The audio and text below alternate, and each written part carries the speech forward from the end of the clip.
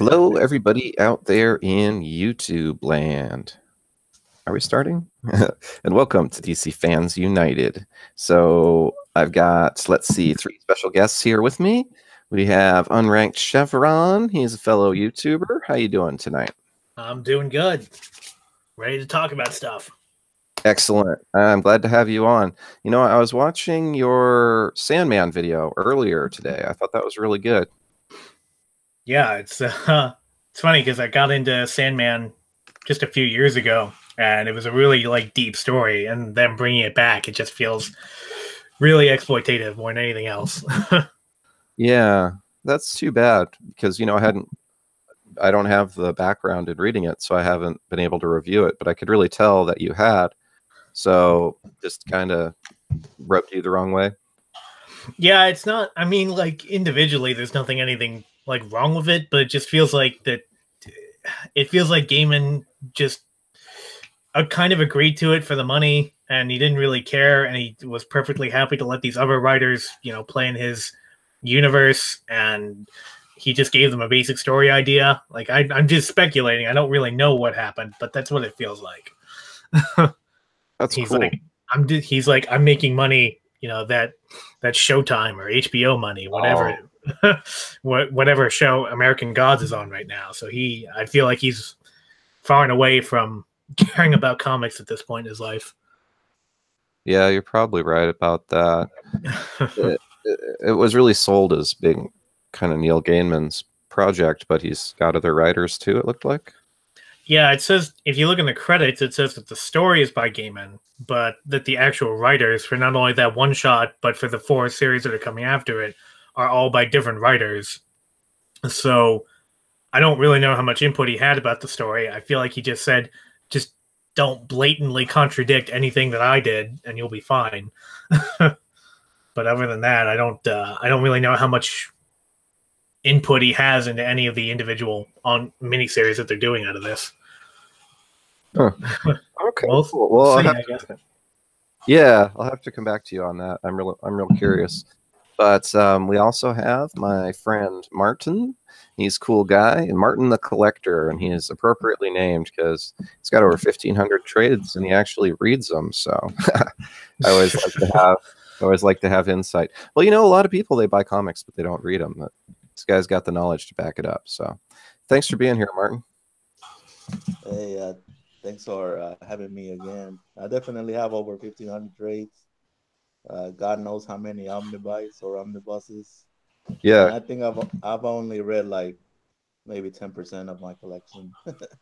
Well, a couple 100 trades. I mean, that's more than a lot of people have read. You're very knowledgeable. Take the compliment.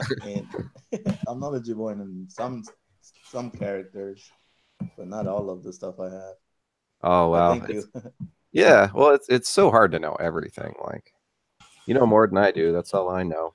And another really knowledgeable guy we have here is #1 Marmaduke fan.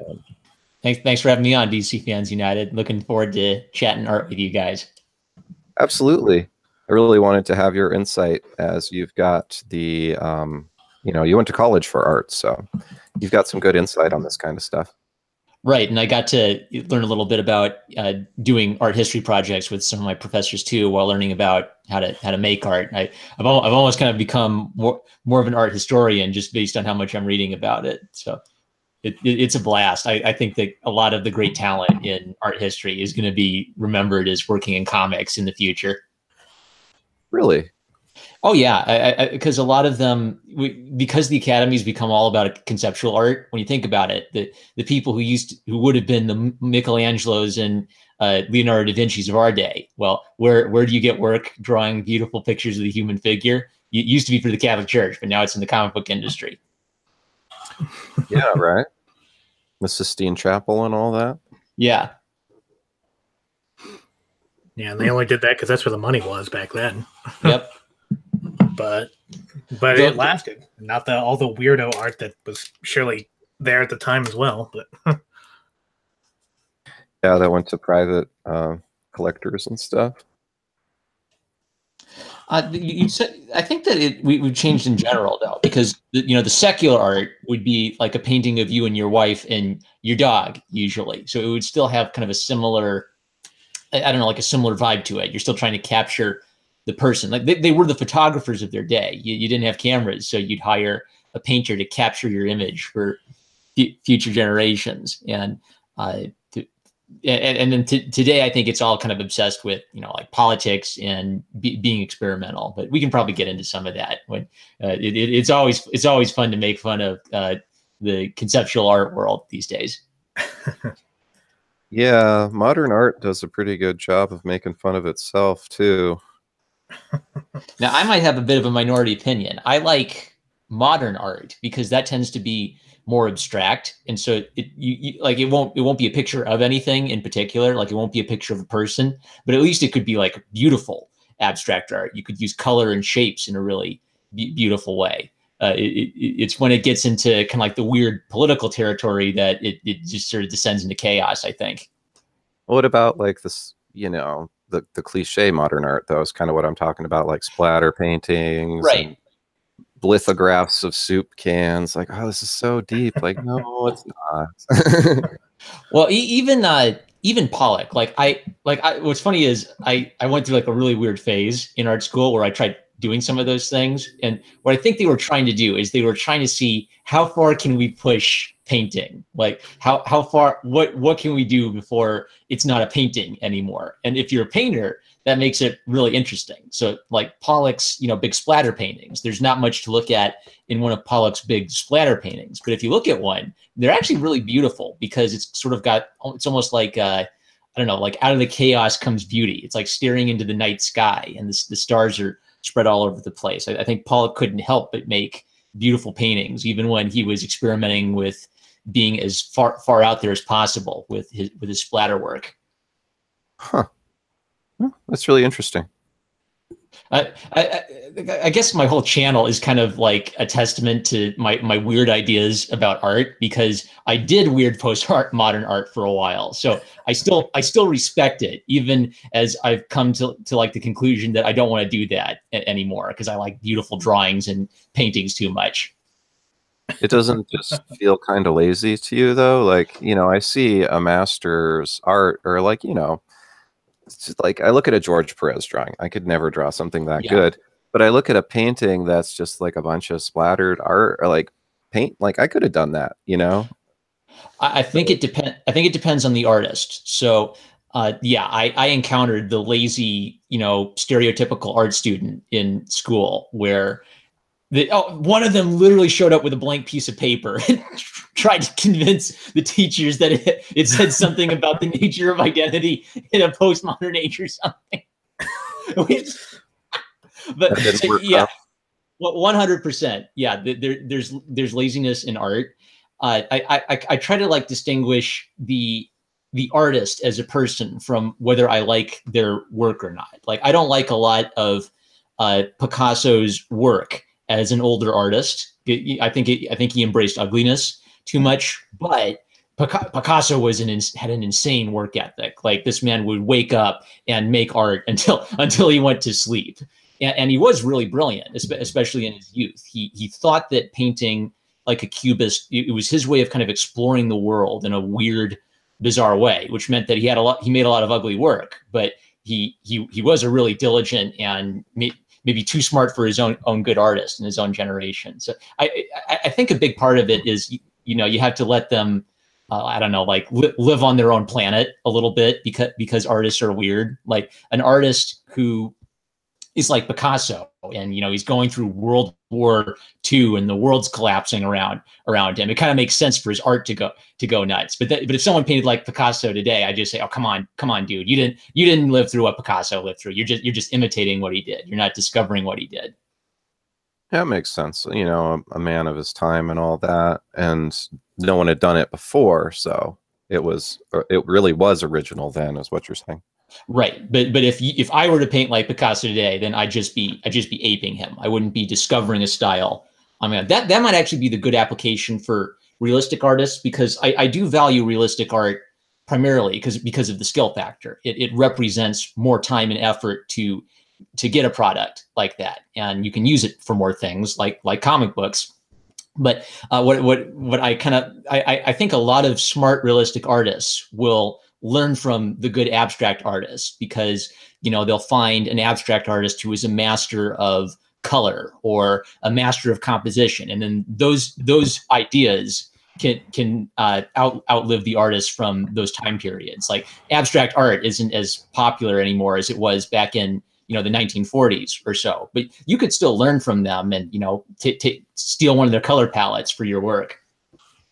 That's anyway, great. I kind of hijacked our comic book stream here into a 101 crash course on 20th century painting. But in comic books, though, it's definitely what I love about it is this blend of the representational and the cartoony. And I'm sure Martin and Unranked have some thoughts on that in the comics they read. Yeah, it's. I remember there was some. You know who Pauline Kael was? I don't. Oh, she was an art critic, or no, she was a film critic, rather, and she was part of a coterie of film critics, New York film critics in the late '60s, early '70s. That they call that. Some people call that the golden age of Hollywood. That was when basically the film version of the Comics Code was ended, and so you could kind of do all these weird experimental movies. And Pauline Kael was just there, pushing every possible boundary and promoting every movie that broke any kind of taboo. Huh. And she was the biggest. She wasn't the only one. And there was this. I remember reading this interview with one of the other guys that she was friends with. And Pauline Kael was infamous for saying, and then when Nixon got reelected, she said, "I have no clue how Nixon won. Nobody that I knew voted for him." I've heard that famous quote. Yeah. Yeah. But yeah, that was what she did on a daily basis, was just the film critic thing. And some friend of hers was interviewed after she died in like the late or early 90s. And he was interviewed and he said, when this cultural shift was happening, when this cultural change was happening, me and Pauline Kael and all of us New York liberal film critic types, we loved the fact that all these new movies were coming up. But we kind of just always, what he said anyway, was that we kind of just always assumed that the old-fashioned films of just, the hero and the villain, the guy and the girl, these really like basic films and stories, we just sort of assumed that, and all these basic forms of storytelling, that they would always be there. Wow. And what we found, that when these new films came in, they completely changed everything, and there's not really room for the old-fashioned kinds of storytelling. And he said it was really fun to upset the apple cart, but after a while, it's like, well, now I want an apple, and there's nowhere to get an apple. That's really interesting, because you're kind of like, I can see how you could draw a connection from that to like the world of comic books, right? Like you go back 50 years, and they're all really simple moral stories. We had this really exciting age of kind of comic books breaking boundaries a little bit, and now it feels like every comic book has to be like how far can we push it for shock value, that kind of stuff. But like we always take things to their extreme. Mm-hmm. And now we're kind of entering into the second phase of it, where they broke through every taboo that they could for after Watchmen for like 30 years. They broke every taboo, and now they're like, well, crap, now what do? We can't go back to the old way because we can't do that anymore. So you get stuff like Squirrel Girl and stuff like these newer SJW comics that they're almost kind of like trying to go back to the Comics Code, but in this really like left-wing sort of way, where they don't want these like attractive forms. They don't want these really simple heroic forms. They want these kind of weirdo things that are supposed to, it's like, who are these supposed to appeal to? They're not really supposed to appeal to kids. I mean, you look at kid shows from just a few years ago, they were way better than this. So that it's just a really weird thing where once you get into that mindset of let's push the boundaries, let's break all these ideas, and now you're left with a situation you don't even have a thing to fall back on, because falling back on the old kinds of comic storytelling from even a couple years ago, well, that's problematic, that's sexist, that's going back to a time when it was male dominated, like that's some kind of bad thing. I agree. And though if the comic book industry isn't completely taken over, there might be an element of it's the fad of the day for a lot of people, I think. Yeah. Let me think, because when you talk about like doing shock value, right? Like there was a time where doing shock value, you know, you thought, hey, I'm gonna stick it to the religious right. I'm gonna do something really shocking in my comic book. And now doing something really shocking in your comic book is a way to kind of stick it to the, you know, the college campus left these days. So I think, Yeah. I go back and forth between, you know, pessimism and optimism. What I'm optimistic about is that creative people can still create, even if one or both of the major companies is going through a dark time. There's always going to be that creative spirit that will get us see shine through. Well, I want to bring Martin in on this too a little bit. So I know you had quite a list of comic book artists that you are a fan of. Did you want to maybe start off with one or two and talk about them? We can kind of give ours too. Sure. It was really interesting, you know, hearing Marmaduke and on rank. Oh yeah, we'll come back. Talk about you know, art and also politics, and you know how everything changes, you know, with every generation. I took 2 art history classes. Like I said, I'm still going to. I'm almost done with my university, but I'm not an art major, unfortunately. I do love very realistic art, you know, all of the Italian artists and so forth. And Picasso is not really a favorite of mine, but that's because most of his art is ugly, of course, but it's complex and, you know, abstract for various reasons. And I want to say that one of the most would you famous, sorry, perhaps would you be able to make your mic louder at all? Let me see. Yeah, if not, no worries. But some people in the chat were saying they're having a hard time hearing you. But I still am pretty low, or no? I don't know. I can hear you okay. Yeah, you guys hear me? I can hear Martin okay. Yeah. Yeah, okay. I already have my whole computer and everything like the loudest. I don't know. Okay. Well, what were you saying then? Yeah, as far as like the most famous and most realistic artists of artists that I can think of that I wrote down, I listed Alex Ross, Gabriel Dell'Otto, Esad Ribic, and he's not really too concerned about you know, the human anatomy, but I also listed David Mack. These are artists that I think they studied a lot of, you know, like the realism and, you know, also the human anatomy. And I just love their art, you know. And some people might think they are overrated, but yeah, they take a lot of effort in producing this very beautiful and quality, you know, works of art. And like you said, I have a list, but it's way too long. I'm looking at I'm familiar with Gabriel Dell'Otto's covers. I've seen some of his covers this past year, but I hadn't bothered to Google him until you mentioned his name. Yeah, so Dell'Otto has a very painterly style. Like he's refining everything and shading everything. So that's really interesting. Like I can tell you're a big comic book reader because you know all these guys off the top of your head. That's one of the reasons I wanted to get into comic books again, was just to discover who all's working and where all the real talent is these days. Wow. Yeah, definitely. And I also like Esad Ribic. He doesn't really use the painting technique as like Alex Ross and Gabriel Dell'Otto do anymore. I think he's more comfortable using like pencils and so forth. But he definitely, when he has the time to, you know, use painting or other tools, he definitely, especially on his Thor, his earlier Marvel books, and also his Silver Surfer, man, that's like some incredible, like out of this world, you know, like very realistic art. But Did he of do? course, Did he do Silver Surfer Requiem?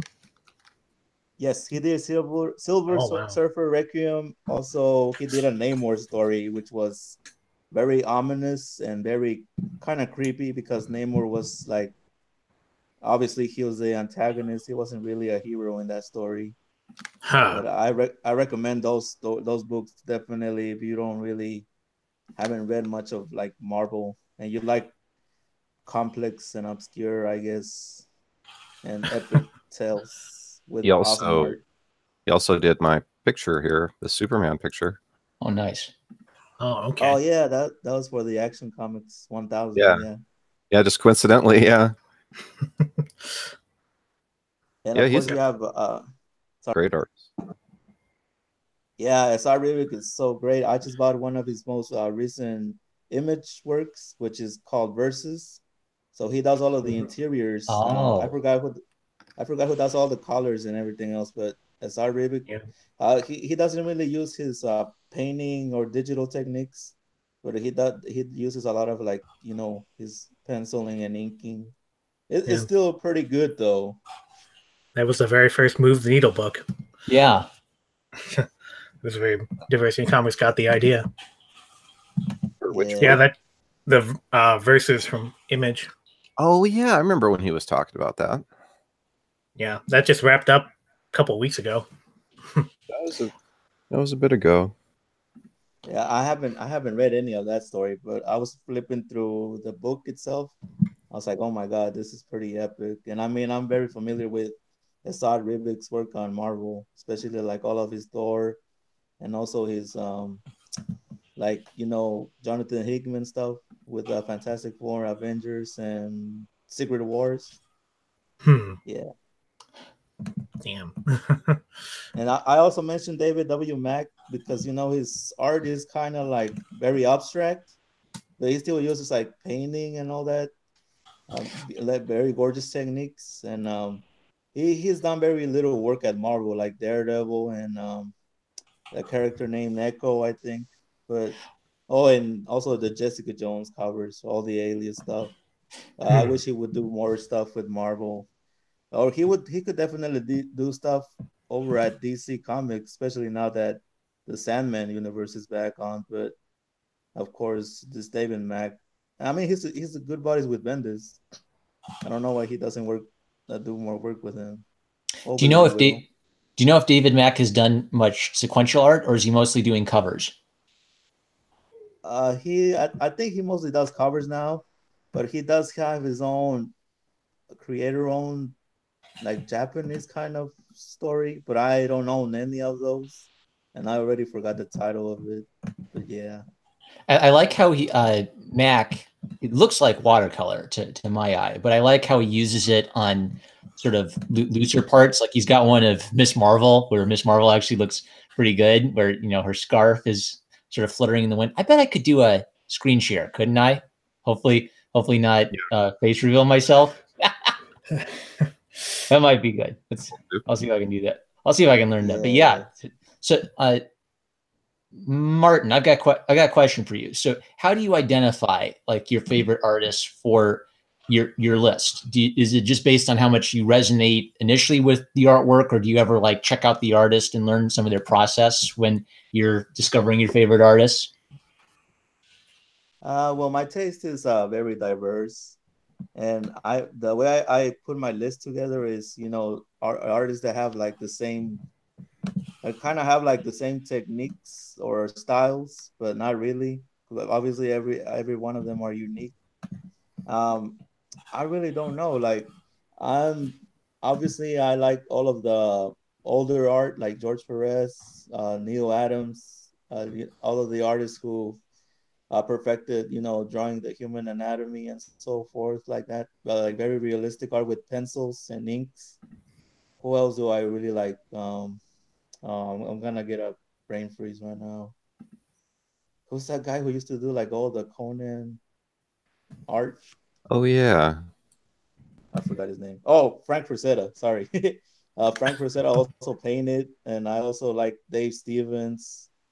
Um, yeah, there's it's a plethora of artists that I really like. Marmaduke. It's just like I said, my taste in art is very diverse, I love Michelangelo, Da Vinci, you know, Donatello, all of those artists. Yep. And Yeah. And I love seeing how the contemporary artists, you know, you clearly have to pay attention to that generation. You learn so much from them. I just watched a documentary from the British Museum on the drawings of Michelangelo, and you can still learn so much about the human form just by looking at that dude's drawings. Because I met a French artist while I was in France. He was an older French artist, and I don't think he could speak English that much, but he saw me drawing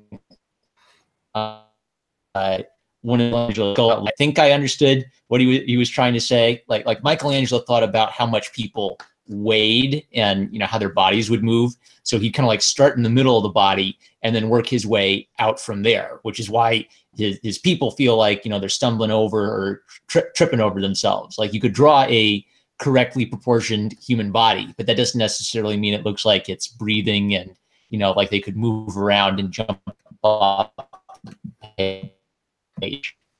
Right now, and lots of I've seen Frazetta's work before. You know, Tarzan, all that kind of stuff. Martin, do you know if Frazetta ever did comic work, or is it mostly illustration?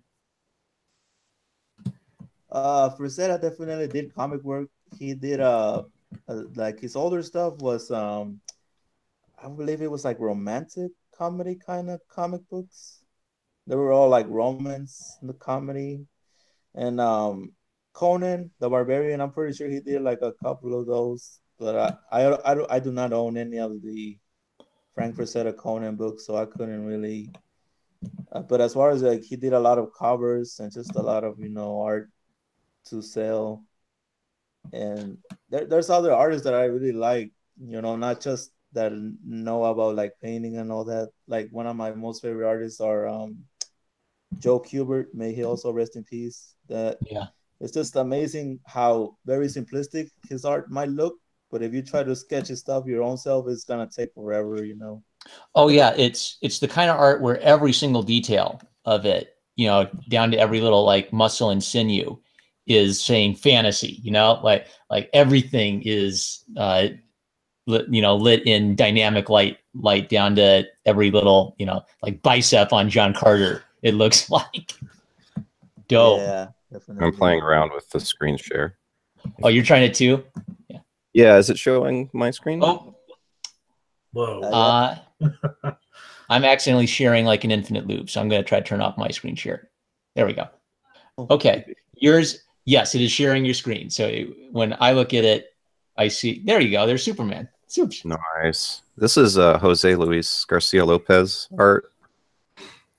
He's definitely one of my favorite artists.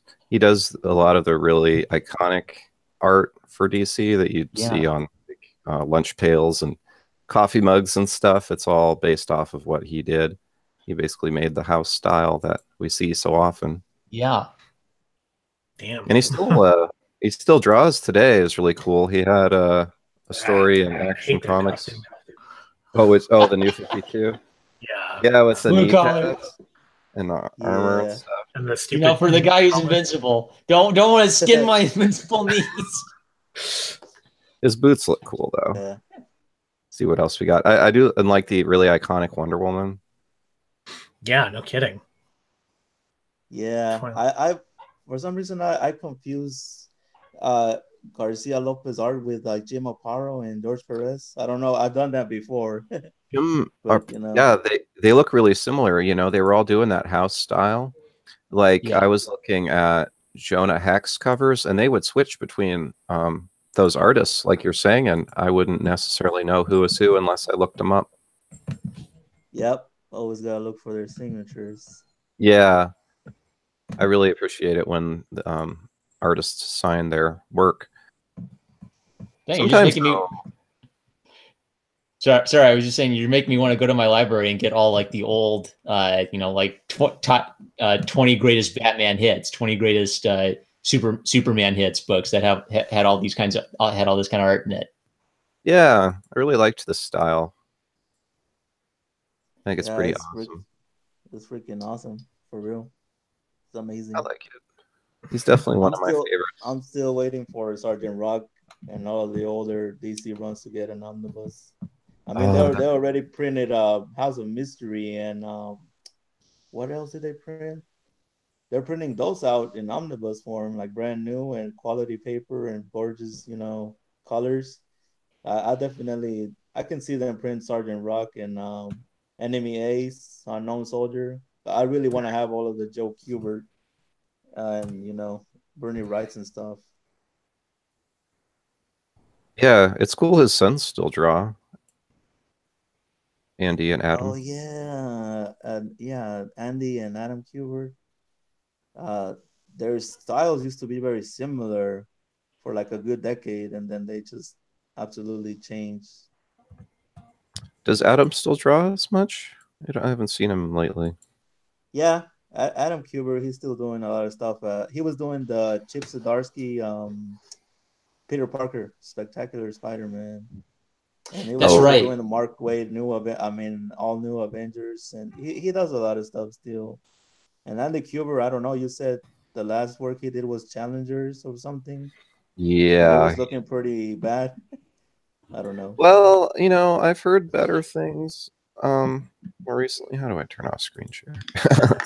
I've heard the other issues are better, but yeah, I really didn't like his first issue. It was good, but it was just like people standing around and stuff. They really didn't write a script for his art ability. Like Andy Kubert, come on, he can draw. You don't have to have people standing around talking. But that wasn't really anything against him. Though he did come from that generation where they all learned to draw exciting scenes of people standing around talking still. Yeah, for sure. But there was even there are ways to do that and not have it be boring. So Are any of you following Ryan Stegman's Venom series? I'm not. I know I read the last issue 4. Yeah.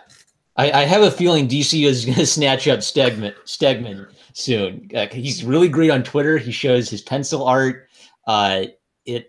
It's just page after page of dope. Like he gets that once per page, you ought to deliver on something dope to the audience, and that's like emphasis. So emphasis in art is you need to have something that's the most important thing on the page, or else it all just feels like da da da da da da da da. You can almost use music to describe good and bad art. If it's all the same, you're just kind of like getting into a rut.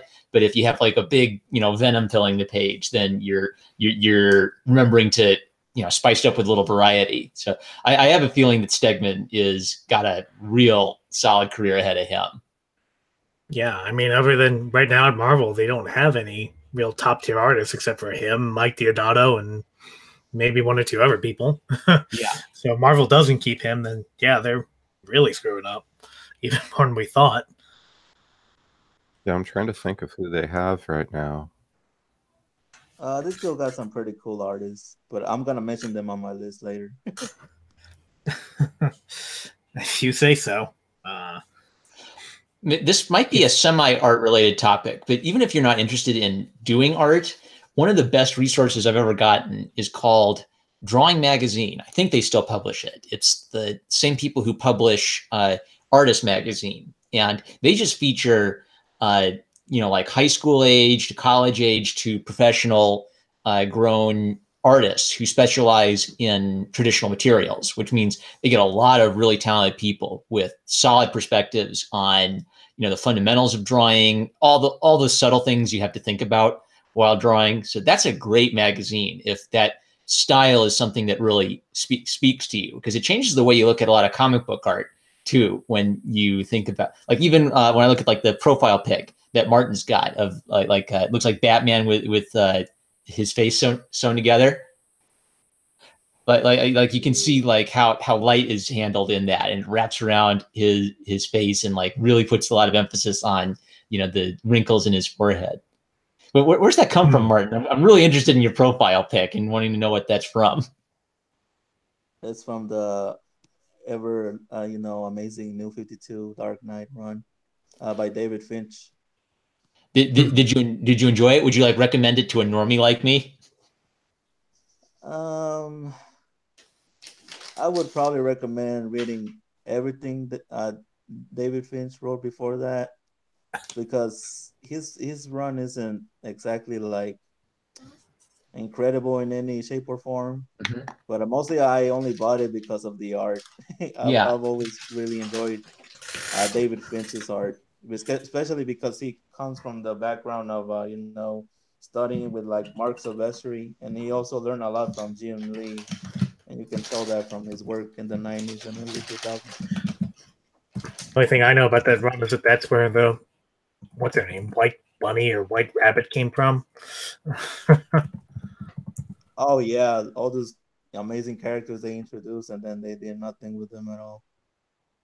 Yeah, it's like if that was a character that when they did that, it's like, damn, I didn't know you could still do that in this day and age. This is back in 2012, but I never read it really. I think I read 1 or 2 issues, but at the time, my tastes in comics were heavily inspired by whatever IGN was promoting at the time. So, Oh god, yeah, IGN. which now looking back now I realize it's a mistake, but took a while to figure. I wonder if any of those articles were plagiarized from someone. IGN. Yeah. It's weird how things change. So yeah, most of the time I just buy the books because of the art, and a lot of them have really good stories. But yeah, David Finch is probably not for like beginner Batman readers, because there's also like other characters and a few things that happened before or on the Scott Snyder, and the Detective Comics runs too. They The kind new of like 52. intercept. Yeah, they kind of all intercepted, or some plots at least, and you would kind of be like, "What the hell is going on?" Kind of have to But read them all. yeah, but not really, because New 52, most of the titles didn't really care about continuity, so That was a kind of problem. Yeah. That was a big problem. That's why George Perez was like, I'm done with comics. Yeah. Sucks. Remember the New 52 starting with cautious optimism, and then it just pretty quickly devolving into bring back the old continuity. Yeah. This is dumb. There was cool things about it, but it was like nothing. Like the cool things about it were in spite of it being New 52. Like Yeah. the good things that were in it could have happened at any other continuity, I think. So I don't know. I definitely like some of the New 52. I wouldn't say it's all bad, but it was definitely kind of a low point too. It helped sales for a couple of years. But yeah. Now help me out, continuity buffs. Is Flashpoint Paradox, was that supposed to be for New 52, or was that supposed to be for Rebirth? Flashpoint. It was for New 52. It's just basically a freaking crisis event, but DC didn't feel like titling it, because they already did Grant Morrison's Final Crisis, and they were like, oh, we need to reboot everything. And they're like, let's just get Jeff Johns to do his, pretty awesome Infinite Crisis, but they just called it, Flashpoint. And what's reboot everything. Yeah, Flashpoint kind of booted the New 52. They started at the same time. But what's even more confusing is they're kind of reworking that now with Doomsday Clock and everything. Well, even in the button and stuff, I think they've been talking about it for a bit, where it was actually Dr. Manhattan that maybe he caused Rebirth. Is that what it is? He caused Rebirth. He either caused Rebirth or New 52. Well, even in Flashpoint, because if you read it, it's, Barry Allen comes from the Flashpoint universe to the new rebooted New 52 continuity. But as he does it, a character tells him that, hey, there's something really bad about to happen, so we had to smash all these universes together to create the New 52 continuity for some reason. So it actually, like, it's hard to say for sure, but they may have been talking about Dr. Manhattan even back then. Yeah. If you look at like not quite the last page of Flashpoint, but very shortly into it, because there was one thing about Flashpoint was this ongoing question about this Trinity of Sin, which was that was a title as well. Yeah, I don't know. Did that ever go anywhere? Did anybody read that? I don't think it finished. It had some badass covers, is how I know about it, because they had like the Phantom Stranger and Yeah, who and else? The Question. the new character Pandora, and then it was the Pandora. Question, but the Question wasn't like the real Question. He was a guy that somehow had forgotten his identity, and if he ever remembered it, something really bad would happen. But I'm not sure that he ever found his new identity. No, that absolutely went nowhere, my friends. That's That's basically, you know, the Trinity War just left to for it ended, and then it led to Forever Evil, and then after that, Dark Side War, and then I guess Jeff Johns is like, you know what, we need to reboot this shit again because after Convergence, they were like, yeah, we're running out of people are not buying our stuff, so let's just bring Just in Watchmen and blah blah blah. Let's hopefully, what's his name, Wizard Moore won't say anything, but it's not like he cares anymore. Yeah, Alan Moore checked out a long time ago, and he doesn't own the characters. DC does. So you could say it's like kind of unethical to use these characters that are so heavily associated with Alan Moore and Dave Gibbons, but there's nothing like legally that they could do about it. Let people have fun with characters, you know. Yeah. If we took that attitude with Batman, he'd still be running around with purple gloves murdering people. We need different version of characters to get like put a spin on them. You figure out who the character is by seeing what's different about him across the generations. Like there's something core about Batman that's true about Batman. Whether it's Adam West, you know, having silly, you know, kabamo slam adventures, or if it's Frank Miller's Dark Knight Batman, Dark Miller's Frank Knight Batman. That would work. Yeah.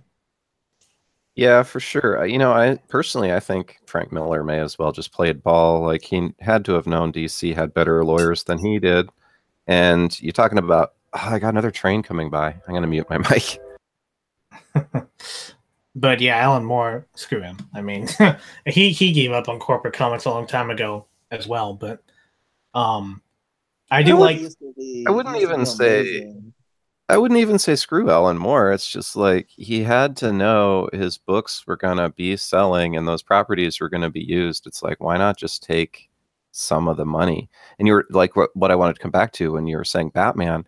Anytime that you see a Batman thing, it still says, you know, created by Bob Kane and Bill Finger, right? So he could have his stuff saying created by Al Moore on all these Doomsday Clock books, but nope. He tried to take his ball and go home, and DC was like, "No, we'll take the ball. You can go home, but we're going to keep the ball." So it's screwed up as it is. He could have made it a lot better for himself. Yeah. I know. Well, Marmaduke just a couple of weeks ago, he spotlighted some weirdo magazine that Alan Moore is publishing. That Dodgem Logic. It is so weird. It's just every insane sort of counterculture story Moore can get its hands on. And I only showed like half of the weirdness in that magazine. One of the least weird things about it is it was one of the comics involved Lady Gaga feeding children a bunch of sex toys and cocaine. What? What are you talking about? What happened? Moore publishes like this weird, like it's like shock comic, where it's just like a collection of stories and comics by a random so he doesn't do everything in it, but he edits it and he picks what goes in it. So it'll have like a short story that Alan Moore has written, and those will be okay, I guess. The one I read was okay, but it was a little too long. But then it'll also have like, I don't know, like comics about racism explained with arseholes or something edgy like that. Yeah, but at the back of it, there's literally Lady Gaga punching Hitler and feeding children a bunch of drugs and sex toys. So I made fun of it, and I had people saying Alan Moore is the greatest ever. You couldn't even understand what Alan Moore is capable of, and I'm saying I respect Alan Moore. I just don't respect this trash. Yeah. I think at his core, he just always wanted to make comics about whatever weird fetishes he has. And now he's finally at a point where he could just do that without reproach.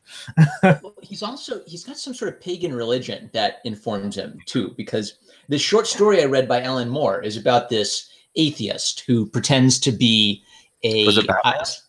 no, yeah. I don't know. I wouldn't want to see what Alan Moore would do with Batman these days. But he writes this short story about an atheist who pretends to be a psychic, and then it turns out like this atheist who thought he was just like pretending to be contacting demons runs into something scary, and then the end. You know, it's like it's a horror story. So it the ends with the monster maybe showing up, but you're not sure.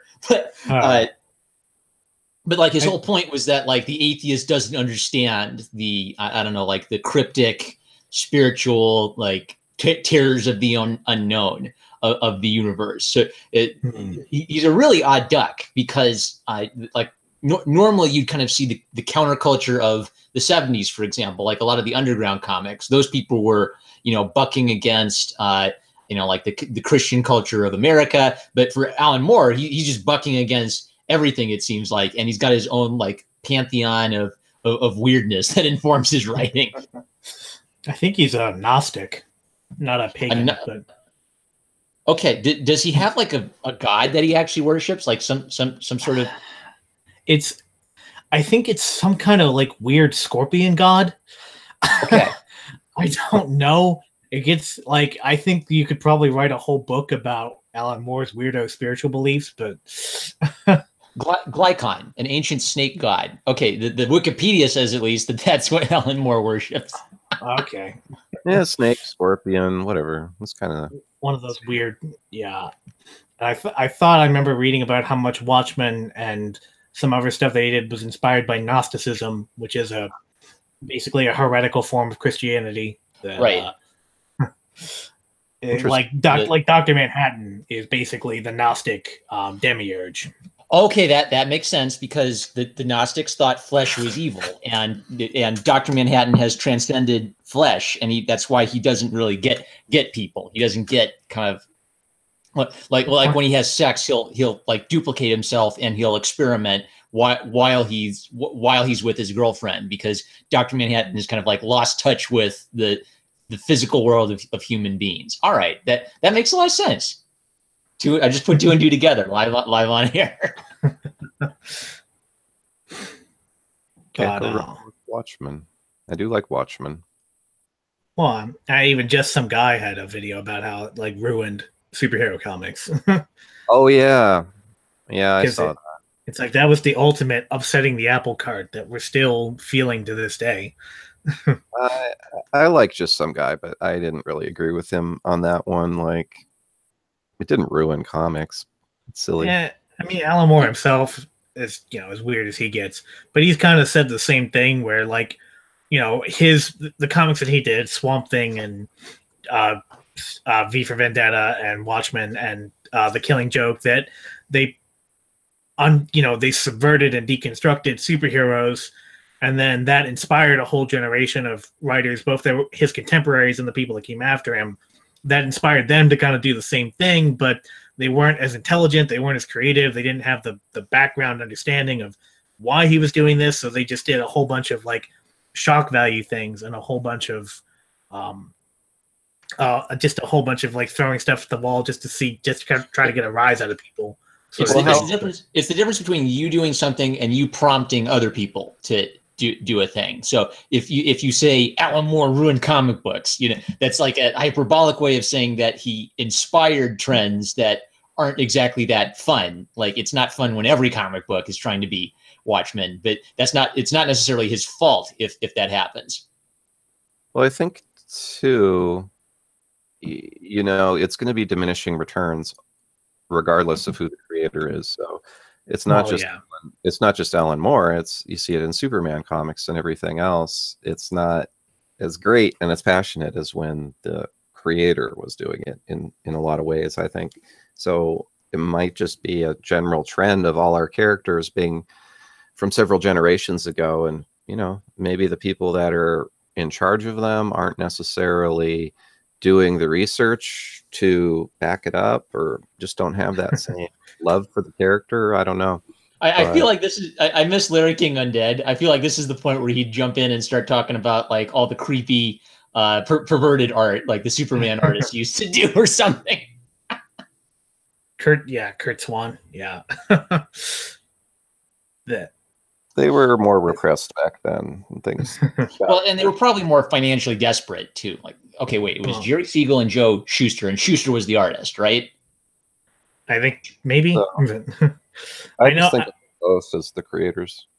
I don't know. Because I think that Joe Shuster, like he did some like some X-rated books, and I think that might have gotten him in trouble with the Comics Code Authority too. I know Kurt Swan, who is like, one of the best DC artists ever. He's another one, like kind of like Jose Luis Garcia. He kind of like invented the code that other superheroes are drawn to. And I know it came out like years later that he drew some like naughty Superman comics for like Playboy or something. Oh wow! Though for Playboy, that would be really kind of public and out there, like in the know. But did people not know he drew them? I don't know if it was the sort of thing that he did under a pseudonym or not, but okay. Like you can look at the comics. It's the sort of thing that's like it's Superman, but it's not really Superman. It's like you never fully see the costume. You never fully see the it's not quite copyrighted Superman. It's just obviously, and it's done in exactly the same style that Superman was done in the late 50s, early 60s. And after a while, you realize it's not just somebody copying that style. It's literally the guy that invented that style. Right. You can try to disguise your style, but it's like trying to disguise your walk. It's too natural to who you are. Yeah. Well, that's the thing with really good artists. You can generally just look at them and their art and know, like Alex Ross, for instance, know an Alex Ross picture like instantly. There's no confusing that. So it is kind of cool when artists have a really unique style.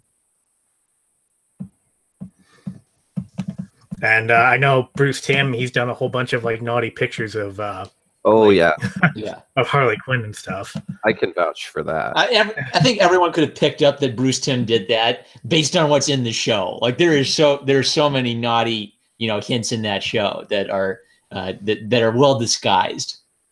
Yeah. Bruce Timm did all kinds of like naughty drawings, naked characters. Male gaze. It's all sexist. It's really weird too because it's drawn in the Bruce Timm style of the animated series style, and you're just like, really? Huh. Okay. But yeah, Bruce Timm was a little famous for that. A lot of these artists actually, they draw people all day. Sometimes they draw them naked. Like I've seen George Perez sketches he'd do at Comic-Cons of like Supergirl without her costume on and stuff. Like it's not beyond the realm of possibility. Well, it's a traditional technique. You'd get your live model. Usually it'd be like a young boy who would model for male and female characters. and then they'd like pose around naked and you'd study them from all sides of the body. And then those would be the basis for your big old painting commission. That's crazy. Yeah, I don't really get why they do that in plays too, right? Like all the characters were actually male and they just dress them up as women. It's like, just get some female actors. Like, I don't get it. Patriarchy. Well, I guess if it was perceived as that's a man's job, like that's how they're making a living. It might have been like a modesty issue too. I don't know. I'm just guessing here. But if you have like a cultural taboo against men and women working together, then you hire like 14-year-old boys to play Juliet, and you put some makeup on them. I think they even did that in kabuki theater, so it's not even just like a Western thing. There's a tendency for young male actors to play female parts in a lot of medieval age kind of cultures. Huh. I'm sure the reason for it for like Italian Renaissance artists was it'd be a shade too far for the Catholic Church for you to have for a bunch of male artists to be drawing a naked woman or something. So they'd have one of the studio assistants do it. Just different sense of, just different culture, really. Well, what's interesting about that is then you kind of have to like think scientifically. You can't just like look at the young man who's the studio assistant and draw that to get it to female. You have to kind of understand the female body and then invent it in your mind. You got to put some things together. I think that's like the mark of an artist who's finally mastered their craft, is they can look at anything and just use that as a basis, and then their imagination and their knowledge and experience fills in the rest of it from their model. Huh. Yeah, and then there's tons of artists too that can just draw without looking at any kind of reference, which blows me away. I like watching some of these live streams with artists that'll do that, like Artgerm. Stanley, I forget his last name, his real name, but he has a YouTube channel. I think it's just called Artgerm too, but he'll do like live drawings and stuff. There's a ton of them. Jim Lee, he was doing Twitch earlier today, drawing. So stuff like that's pretty crazy when you can just watch them create. Even the Kubert School will post on Twitter, and man, there was one. It was an older one. It was Joe Kubert, and he was just drawing on and it was projected onto the a screen for the class what he was drawing. Stuff like that's pretty epic just to watch. He's not using any reference or looking at anything. You could just see him drawing, and it's fast too. These comic book artists, they're good and they're fast. The workload they have to keep up with is insane, especially these old school guys like Jack Kirby and all that. They were just, you look back, even Jerry Conway, old Jerry Conway, you go to his Wikipedia, he drew boatloads of stuff. So it's crazy. They really had to put in a lot of work back in the day, and today too, honestly, to keep up with it. Like Stephen Byrne, he's really good artist, but isn't super well known yet. He's been doing a lot for DC, like Green Arrow and stuff. But last year they did the Justice League versus Power Rangers, or I don't think it was versus, but it was the crossover between Justice League and Power Rangers, and it kept getting delayed. And he was the artist, and I was like, man, why is this being delayed? And I looked him up, and DC had him drawing like 4 or 5 books at once. So they were probably like, all right, just put the Power Rangers on the back burner. You got to get Green Arrow done, And it's just, Is he related to John Byrne, Stephen Byrne? No, I don't think so. I thought that too, though, especially because it's spelled the same way and it just says Byrne on the cover. So I was like, no way. How is this possible? And because it's like a Power Rangers book. And I was like, oh, Stephen Byrne. But he's really good. He's got kind of a, gosh, it's hard to describe. A little like Artgerm, but less realistic, where it's that kind of digital paint style. Yeah. He's kind of an up-and-comer, but to me, that's the prime example of them just overworking their artists. And it causes delays in books, too. But we haven't heard from Martin for a bit. How you doing, Martin? Still there? I'm here, man. I'm listening to you all. Some really, really good insight. Yeah? Did you want to weigh in on any of that stuff? Well, I'm going to go ahead and just mention a few artists that I think have very similar styles, but that's because they all learn from each other. And the next on my list, I wrote down Marc Silvestri, Jim Lee, and of course, both of them pretty much worked at Marvel at the same time. I believe Silvestri was there a few months before Lee ever got hired.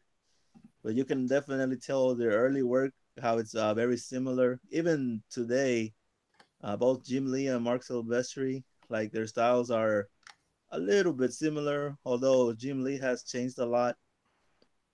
And of course, I mentioned before, David Finch learned from Marc Silvestri. And I think David Finch was giving classes to Jason Fabok. So that's why Jason Fabok is also quite similar to David Finch and Marc Silvestri in that sort of style. He's of, really good. Penciling and inks. I'm doing a screen share. I'm doing a screen share of Marc Silvestri if you want to look at some examples while we chat about him. Yeah, thanks. Nice. Dope pencil. Oh, he did the Darkness. Did he do the Batman Darkness crossover? Yes, he did Batman and Darkness and also a Superman and Darkness crossover. He did a lot of them.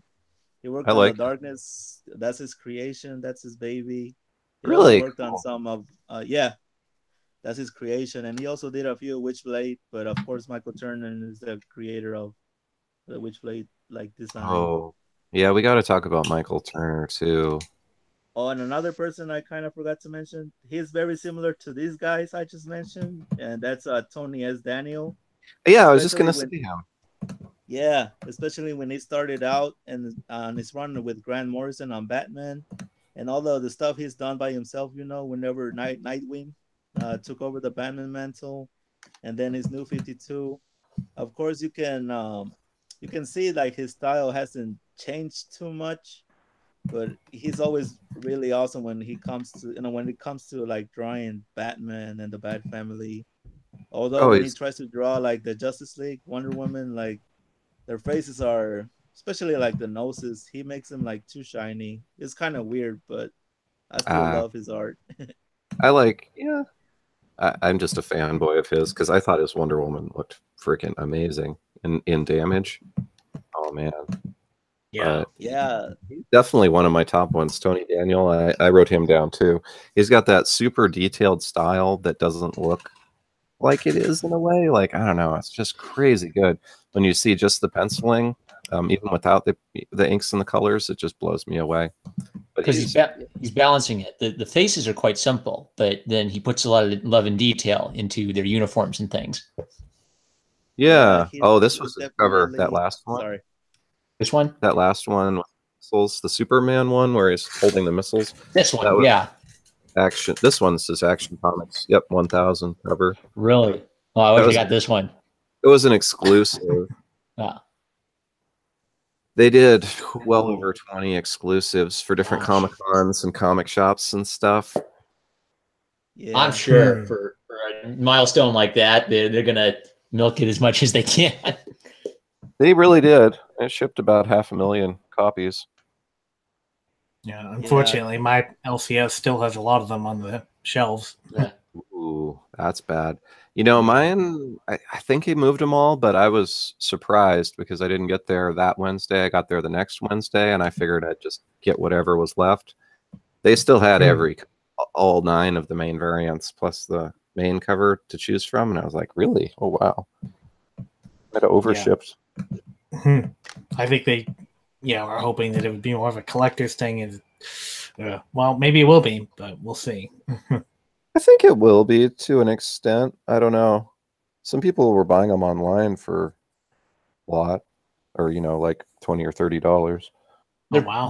They're probably hoping to get like long-term people coming in and saying, "Hey, I want to get a Superman comic. What's a good one? Oh, how about this Action 1000 one?" Like they're trying to make a pitch to the casual person who buys a comic book once a year too. I thought it was quite good though. It was definitely worth the cover price. that Catwoman looks so funny. This one, crouching Yeah, down. that one, like the Catwoman, her face is like, oh shit. Yeah. You know who so drew? definitely Tony Daniel definitely has you can tell he was inspired a lot by Mark Silvestri, Jim Lee, maybe David Finch, because David Finch has been, doing art since the early 90s. And, Okay, so he drew. I've read this comic. He did kind of psychopath Joker. Oh yeah, he did the whole because Joker got shot in the freaking head and his like smile was permanent. So, and another artist I want to mention really quick that he kind of draws the same fashion as Tony Daniel, Mark Silvestri, Jim Lee. Well, not really, but to some extent, you can tell he also got inspired by their penciling. That would be Kenneth Rocafort, and he's done a lot of stuff for DC as well.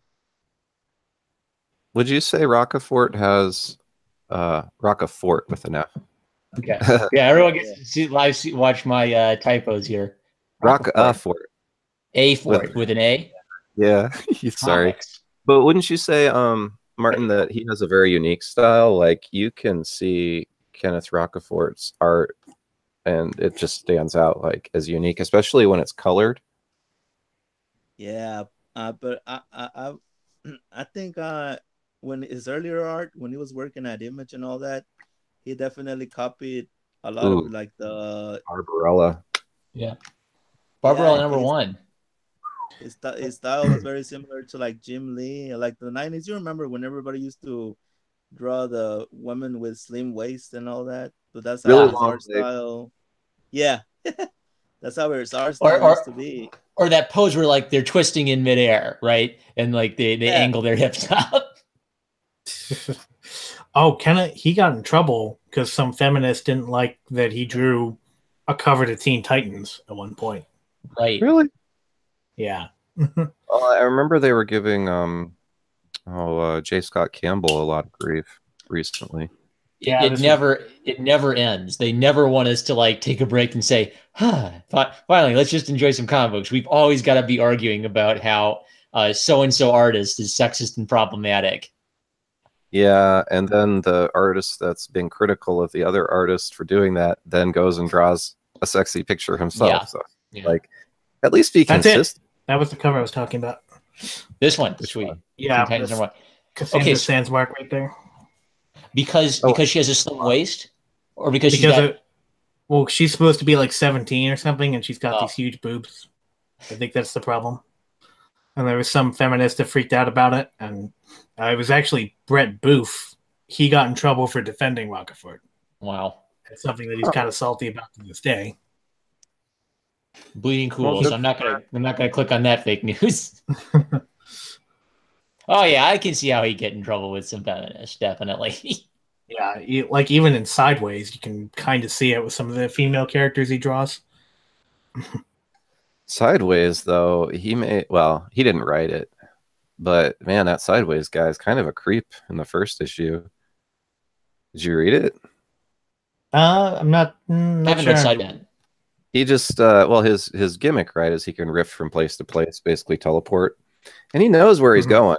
So he pops up, and it's not even his girlfriend; it's like his female friend, and he pops up in her bathroom. It's like 7 a.m, and she's brushing her teeth, and he just pops up in there, and it's like, how does he not know she's naked or whatever? And she's clearly not happy because she punches him, and he goes flying across the room. So I only read the first issue, but I was pretty disgusted by that. And then later too, it's like a running theme because he's fleeing from someone and he's rifting from place to place. And there's one part where he even goes through a women's restroom, and you see like just the lady's legs with, this part right here. See, that's where he rifts in. She's brushing her teeth, and look how creepy that shit is. Yeah. And he just comes in like, this guy's your hero. And anyway, yeah, it was like multiple times in one issue, and I was done with it. The comic overall, though, like I've seen some recent stuff. Rocafort's a good artist, and they got like Zatanna and some newer characters, but man, I did not like the Sideways character at all. Huh. That's my mini rant, but he's a creeper. I read it. I somehow didn't pick up on that though. I don't know. Yeah, I mean, it's played off as comical, but to me it was just weird. I didn't like that. Like it'd be funny if he was doing it by accident, like he poofed into a room and he poofed into the ladies' locker room. Whoopsie. And then he poofed right out, like he was embarrassed by it, right? Oh yeah, there he is in his briefs. So it's just kind of bizarre. I like Rocafort's art though. That's consistent with Shui. Yeah, the art is good. And his later issue. Oh, this is the concept art. That last one. This one right here with Chip. Like the characters on kind of like a warm background. There was a Aquaman was a composite art. Okay, I might have lost it. I think. There it is. Yeah, I found it. Oh, that's okay. Concept designs. Okay, that's a wild Aquaman character. Yeah. Yeah, he did ones for I think the whole Justice League. There was Batman and Wonder Woman and others I remember. Yeah. So Sideways. So pretty much a lot of dope artists. And so far, like the kind of the hero of the stream has been Martin, for suggesting a lot of these guys. So thank you. You introduced me into a lot of great talent right on the stream. Yeah, Martin knows. It's really sad when great artists like Kennedy Rocafort and the other ones I have mentioned, they get teamed up with really mediocre writers, and so you end up with stories like Sideways. And he deserved better. Yeah, he was also at Marvel before he went back to DC. Stupid Ultimate Skok. Yeah, he did the Ultimates, and he was doing part of the Inhumans versus X-Men event. And then I guess after that, he decided to split because they weren't really giving him much work. Yeah, And it was really sad because I really like his stuff at Marvel, and I really wish he could have done more. I mean, he's still young, you know. He could probably still go back and do some stuff later. But I've Why would always you- enjoyed all the stuff he does for Image and also for DC Comics for sure. Why would you And want to yeah, go back to I his- really he's I really like amazing. his style. His style is like he does, you know, kind of have like Jim Lee, Mark Silvestri. You know, he was inspired in his early work, but you can definitely tell in the past 8 years that his style has changed dramatically. I don't want to say it's too cartoony. It's just it's really hard to explain his style. It kind of like feels like anime, but like beautiful anime. I don't know how to explain. Like it's just really difficult for me to explain. Anime about the Japanese stuff in it. Yeah. It's like if anime was like beautiful as hell and shiny. That's what his style reminds me. I don't know how to explain. It's really weird. It is very so- shiny. Kind of. So anime maybe in the sense that there's like the Superman. I bet that's kind of okay. So like there's an abstraction of the human face, right? Making things kind of simple and pleasant. But when you say it's kind of shiny, what I get from that is like, I don't know, maybe there's like a detail or like when you say shiny, are you talking more about like the line art, or are you talking more about like the color and the polish on the final work? I think the line art, and as well as the the polishing and the coloring, everything that all the stuff that comes with this finished product, like it's always very like very polished, very it's just difficult for me to explain. But yeah, it's probably a time thing. I mean, because I'm clicking with what you're saying, what I think might be the difference for like I'm looking at this drawing in blue. It looks like a pencil of Superboy. Like a lot of manga artists, they have to like really crunch for tight deadlines too. So I think a lot of their style is informed by doing lots of really quick motion lines. Like they'll fill a whole panel with 100 motion lines, and it looks really dynamic and it really fills the page with a lot of lines. But when you think about it, because they're using like a ruler for it, you can do that kind of work pretty quickly. But this kind of thing, this kind of line work, this is like architectural style drawing. So it's just a man-hour issue. Yep, yeah, that's yeah. a big All problem. of his line work and all that. Like you described all the shapes and everything.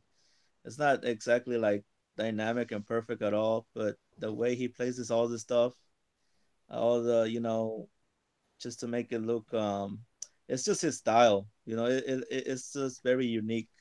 I haven't ever seen any other artist really do the the type of stuff that he does. Yeah, the thing is with their workloads, it's hard to put in that kind of detail. Like Gary Frank's art's really good, but they're also giving him the time to draw it. Yeah, they're not always going to be that. I remember when the first Watchmen Doomsday Clock came out, and I was like, man, they're going to do this every month? I would want to be Gary Frank doing that. Well, and it had all the bonus materials and stuff at the end, and like 3 covers and everything. And then before you know it, issue 2 is much thinner, and then they had delays. But to be honest, now that they've made it bi-monthly, quality's gone back up. Issue 5 and 6 are crazy good and have all that kind of bonus extra news clippings and stuff like was in the Watchmen. Mm-hmm. So I'm back on the Doomsday Clock train. I wasn't so sure for a bit there with issue really 3 and 4 especially were kind of boring, but yeah, 5 and 6 really picked up the pace, I thought. Oh yeah, but we had a question from the chat too. So the Metal asks, what artist or style do you think is the most attractive to drawing in normies? Oh, that's interesting. Yeah, the thing is, you could have any number of normies though, right? Like I think Disney comics are a great normie comic for parents with young kids, because a lot of parents, they say, oh, I don't want to expose my kids to anything violent, but then those adventure stories can have a lot of sophistication to the line work, so that can kind of be that's what gets them hooked on comics, essentially, is those kinds of Disney stories. Or you could have like the pure realists who really like realism, like I don't know who this would be. This is Doomsday Clock teaser art, so it might be the regular artist for Doomsday Clock. But even in something like this Rorschach, it's realistic, yeah, but there's some loose sketchiness to it, and I really love the loose sketchiness because that I think is what kind of implies that the character is moving. When you move, it's hard to perceive like the human body at like any given instant. So when you sketch in a looser style, it's sort of like you're implying that, oh, well, they're moving through the air. That's why it's like kind of hard to pin down where like the edge of their arm is or the edge of their hat is or something. So I'm getting a lot of like old Watchmen art mixed in with the Doomsday Clock art. There's some new one. Oh, that's some really garish color. Okay, Reddit. So the thing about Google is you see anyone in their hat. I don't know if I like that color job, but it's his line art at least. That's the cover for number 5. Oh, the variant. He's got Marionette's compact there that he found. Here, I want to zoom in on this one in black and white. I couldn't stop thinking about that color. There we go. If you want to see some really good Gary Frank art, you should look for Gary Frank New Krypton. Ooh, Gary Frank New Krypton. When's it from exactly? Do you recall? Like, is it a pretty new series or an older series? Mid to late 2000s, I think, if I remember right. Yep. But see how it's one of my favorite Superman runs. I think the art on it's really good. Wow. The other one he did that might actually be relevant to Doomsday Clock is the one he and Jeff Johns did on Action Comics. It was where they brought back the Legion. I don't remember what the arc was called exactly, but it was Gary Frank drawing the Legion of Superheroes, which that seems to be one of the things they're doing with Doomsday Clock is bringing back the Legion. Yeah, that was tied in. That's like actually the only. That's like the only Legion story I've ever read. Like the old school Golden Age Legion of Superheroes, like who'd show up from the future to talk to Superman. Those guys. Yeah, and there was an arc. It was probably around the same time that this arc was, because it was Jeff Johns and Gary Frank, and they reintroduced the Legion of Superheroes, and the idea was that in the future it's not as bright as they thought it was. That basically the native population of Earth started to not like aliens as much, and all the Legion members are themselves aliens. So their base of operations is on Earth, but Earth doesn't like them anymore. So what do they do exactly? And they bring in Superman to help them with something that was going on at the time. That's part of the new Krypton story arc. Yep. I remember that. Okay. Yep. And they were having that same problem on Earth too. That's the whole thing, is the new Krypton. They open up the city of Kandor on Earth, right? And there's a whole bunch of Kryptonians in it. So suddenly there's like 10,000 Supermen. It really changes the whole dynamic of the planet. Yeah, that's the one I read. This one right there, that trade. There's like 4 volumes, so I only read the first few. So they changed the artist a few times. This is James Robinson. Well, James Robinson was the writer. Okay, Geoff Johns was the artist for some of it, and Frank was the artist. Those are both writers. Okay, they're both writers. All right. That definitely looks like Gary Frank art. Okay, that's Gary Frank art. All right. Well, why don't they put his name on the cover? Come on. I don't know. Just to confuse us. You're killing me, DC Smalls. You're killing me. You're killing me, DC. You should search for Gary Frank Supreme Power. Okay, Supreme. Gary Frank's definitely one of the best, though. He's up there.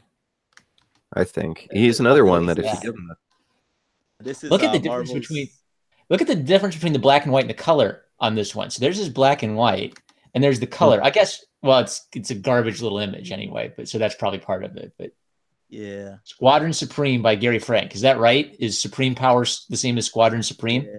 All right. No, this is the series that came before. This is by Michael J. Straczynski. Oh, I have all of these books, and this is basically Squadron Supreme is Marvel's Justice League. Yeah, but for some reason, Marvel always wants to make Squadron Supreme like assholes. Because I don't know, because if you think about the Justice League, they're basically like gods, in a sense.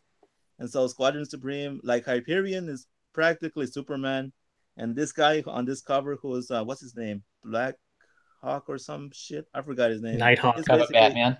I think it's yeah, Nighthawk. he's the Batman allegory. Yeah. This is a Well, really well, yeah, this is a really amazing run. I really like it, and I'm not really a big fan of JMS, to be honest. I remember I like people. his- Just the art is incredible. I like his Earth One, Superman Earth One. Straczynski did that, right? Yeah. Yeah. And the art was. I knew this at one point. Shane Davis. Oh, yeah, that is right. Yeah. Yeah, that I just know because remember. Hmm? I have. Oh, okay. I don't know. Some people don't like it, but I thought it was pretty good. I remember when I first far as- read when I first read that one, I remember the news reports about it were that DC had the audacity to turn Superman emo. And I thought, oh gosh, how terrible. And then I actually read it and I actually really liked it. He looks more like the Superman Returns than an emo guy. You know, that actor, Brandon, was it Booth? Brandon Ralph. Yeah. Yeah, Ralph, I think whoever- his name is. Yeah, some of those pictures though in this, he really looks like that actor. I think that's what they were going for. Yeah. Well, Shane like Davis is pretty badass guy too. I guess at San Diego Comic-Con. Did you see that news story? No. There was a woman. Was it him or Doc Shaner? Let me double check. I'm pretty sure it was Shane. Yeah, it was Shane Davis. But there was a woman being assaulted, I guess, and he heard the commotion and like ran over to there. It was part of the parking garage and basically broke it up. But it made the comics news. Hmm. Shane Davis let's see. was actually one of the very first people to follow me on Twitter. Huh. And then he stopped following me after like 2 weeks. But Oh, you did something naughty. I must have, yeah. Wonder if he's Yeah. got. Yeah, Superman Shane Davis artist. is weird because It- Shane Davis used to draw really cool stuff with the Superman and Batman series, and I think he also did like a Justice League work with what's his name? What's that writer? Brad Meltzer. Brad He Meltzer. also did a Oh, he that also guy. did a few of those issues, and then you compare that art to the art he did on Superman Earth One, and you're like, man, like there's drastic changes. Like it got really, I think it got really bad quality, but that's just me. But Hey, yeah, man, Gary yeah. Frank. I definitely get the looser style on Earth One. I just like the story itself more than the art itself. Yeah, But yeah, Shane Davis. There's a story here. It says Superman artist Shane Davis saves woman getting attacked at San Diego Comic-Con. So it's a Bounding into Comics article. So I'll share it in the chat. I thought it was bleeding cool for a minute. yeah, that's Bounding into nice. Comics is pretty good. They don't overdo it with their freaking advertising the way Bleeding Cool does. Yeah. But yeah, Shane Davis is kind of a badass. I'll give him that.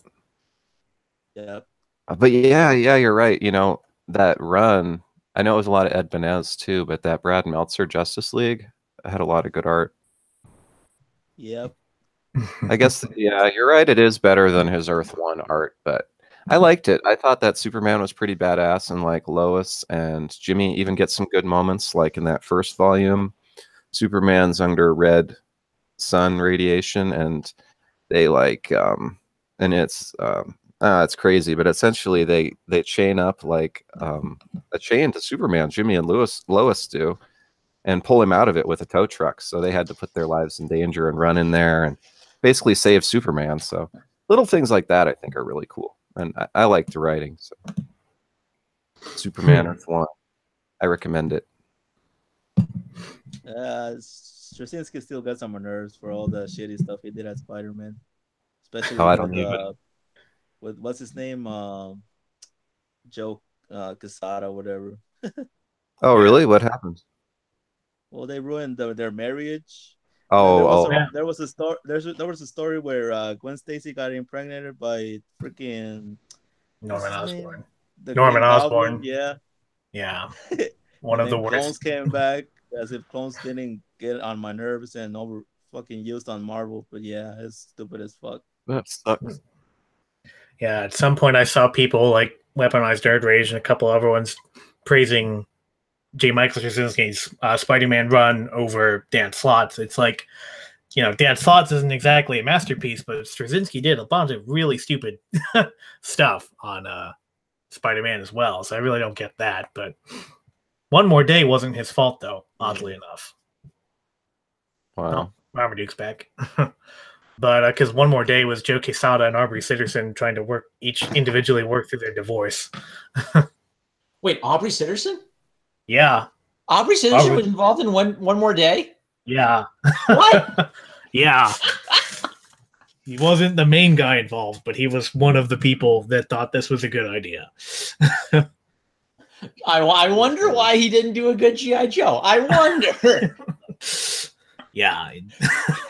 It's like you just told me that someone who's an enemy of Comicsgate was Voldemort the whole time. One of the worst storylines of the past 20 years, and it was, one of the worst writers of the past. Well, what they should have done, and what they could still do, is they could have like Peter go on like this whole journey where he's trying to make up for destroying his marriage, right? Because then you would say, oh, okay, he did a stupid thing, and now he's trying to fix it. That's like the classic redemption story. But they want him to be able to like date, I don't know, like comedians or Mary Jane. Like, what the heck? Now, I don't know if I trust Nick Spencer, because it seems weird to me that they broke up Peter and MJ's marriage so that they could have Peter dating MJ. Either Nick Spencer's going to do another like, haha, haven't I shocked you, comic book fans, and hurt your feelings kind of thing, or maybe he's going to like try to make up for Nazi Captain. If Nick Spencer actually can get Mary Jane and Peter Parker back together, he will have like undone Nazi Captain America in my book. That would be that significant a fix. Yeah, I mean, in One More Day, Mephisto flat out says that if you ever try to get back together, events are going to conspire that are just going to break you apart, and you're not even going to know what you missed, except have this nagging feeling that something's wrong. So it's been like canon for over 10 years now that they can't get back together. So I'm really skeptical that that's going to go anywhere. I feel like it's like you said, it's just setting up for another fall. But it's also a setup. The reason it's a setup for a fall is it's also a setup for an epic story. Like literally the Satan of the Marvel universe is conspiring to get them apart. Have your hero fight Satan. Like that's like some great symbolism there. Yeah. That'd be too straightforward, I guess. I don't know. So do you guys think that? So for DC related, like now Lois Lane and John Kent are in space. So do you think that One More Day has had this effect that now like DC is breaking up some of the classic marriages too? Well, maybe. I mean, Superman and Lois have been split up before. Like he was with Wonder Woman during the New 52. Oh yeah. What? Well, that was a different Superman. I guess so. Yeah, that's true. Because I mean, New 52 was a hard reset. It's like all the characters you thought you knew, they're different now. So that was a different Superman. He and Lois were sort of together for a while, but nothing came of it. And then he ended up with Wonder Woman. But this Superman is the old Superman, the pre-Flashpoint Superman that came back, and he's with Lois. So they're like, and they even had him at the end of the New 52, right? That Lois and Clark series, where he had a black suit and came back and had a beard and stuff. Do you remember that? I think I wasn't reading comics at that point. Oh, okay. Yeah, that was actually during Convergence. So that's definitely like the best tie-in that came out of with Don Morgan's returning to Superman. He's like, no, we need the real Superman back. That I do remember. Everyone was like, yeah, Superman's back. And that was kind of before Rebirth. Yep, go ahead. Did this Lois and Clark series come about because of the Lois and Clark TV series in the 90s? No. This was probably 10 years. It's a dumb title, but no, it has nothing to do with it. I think it had more to do with fans wanting literally Lois and Clark back together because he was with Wonder Woman. There was even a run called Superman Wonder Woman. I have some of the issues of where they were a couple and were going around, which, I thought it was all right. I thought I love it. Yeah, yeah. You know, a lot of people hate that he isn't with Lois, but if you think about it, I mean, I love the classic, you know, him being with Lois, but him with Wonder Woman too is like pretty perfect for them. I mean, they can just they're more equals in the Yeah. sense of their I, powers stuff. Like they don't have to just sit in an apartment at home. Like they can fly to the moon, literally. Like they can do anything. So it's like they aren't limiting each other's abilities. Like in freaking All-Star Superman, when Lois gets powers for 24 hours. That's great, you know. It's cool Yeah. to see that dynamic where they can both just literally they do that. They fly to the moon. I don't know. I love it. I think they, in Yeah. the long run, though, they both need somebody to ground them, somebody True. to bring them back to Earth. Yeah, I mean that's always been her traditional role, especially her and Jimmy Olsen, Superman's pal. Like yeah. his little buddy is keeps him, yeah, exactly grounded. I think they should just put Michael Bendis out of that freaking book, and that's it. Just get him out of here. Yeah, be Just like, get him there's the out of door, here. Bendis. Get him out of here. It's one thing we all agree on.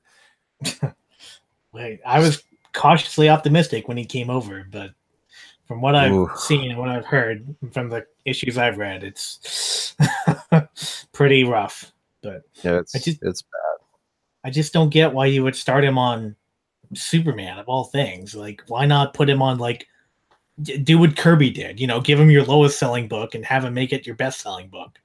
I don't. It's weird to me. Instead, you take a book that was actually like it was genuinely something new, like the stuff they were doing with Superman. Superman was actually relevant again, and you had a good thing going. And then Bendis comes in, and you take your flagship character, you mess it up just for Bendis. I don't get it. I mean, Superman as father is such a perfect progression for the character because he was the kind of the hero of the 1940s. And then everybody who hates Superman, they say, well, I don't get Superman. He's too powerful for anyone to hurt him. Right. And so when you make him a father, you're kind of emphasizing the moral aspect of the character, that this is someone we look up to based on his, incorruptible moral ideals. And you give him a weakness. Now he has a son who's got superpowers, but that son gets kidnapped by Darkseid or something. And then it doesn't matter that Superman's invulnerable to everything but kryptonite. He's vulnerable if his family's hurt. Yeah, True. it's another weakness that's not a full weakness, but it gives him more of an angle. Yeah, that's a good point. But that's always been a way that you could target Superman, is to go for Lois. yeah, but and now you've got the problem of not just kidnapping the kid, like the old cliche, but now it's like, is the kid going to get raised right? Is the kid going to have is the kid going to be influenced by bad, people? Is the kid going to get You're right. Well, like, what are the emo teenage years going to be like if your son is invulnerable, right? Yeah. Wait, isn't there another Superman, Super Sons run going on too? Yep. Super Son. It takes place. Oh, okay. Yeah, I was gonna say the continuity thing. How is freaking John and Damian together? Right, because it takes place before they send him, before they blast him off to space. So there was like a little editorial note that said like this takes place before such and such, whatever it was, actually, Superman #1 or whatever it was. All right, that's cool. Yeah, I think they realized they'd canceled a fan favorite, and we're like, okay, here's a miniseries. We'll throw you a bone. It really didn't make sense to cancel Super Sons. Their sales were doing better than a lot of other DC titles. It was just for the continuity, I guess. Bendis didn't want to have to deal with writing a family. I don't know.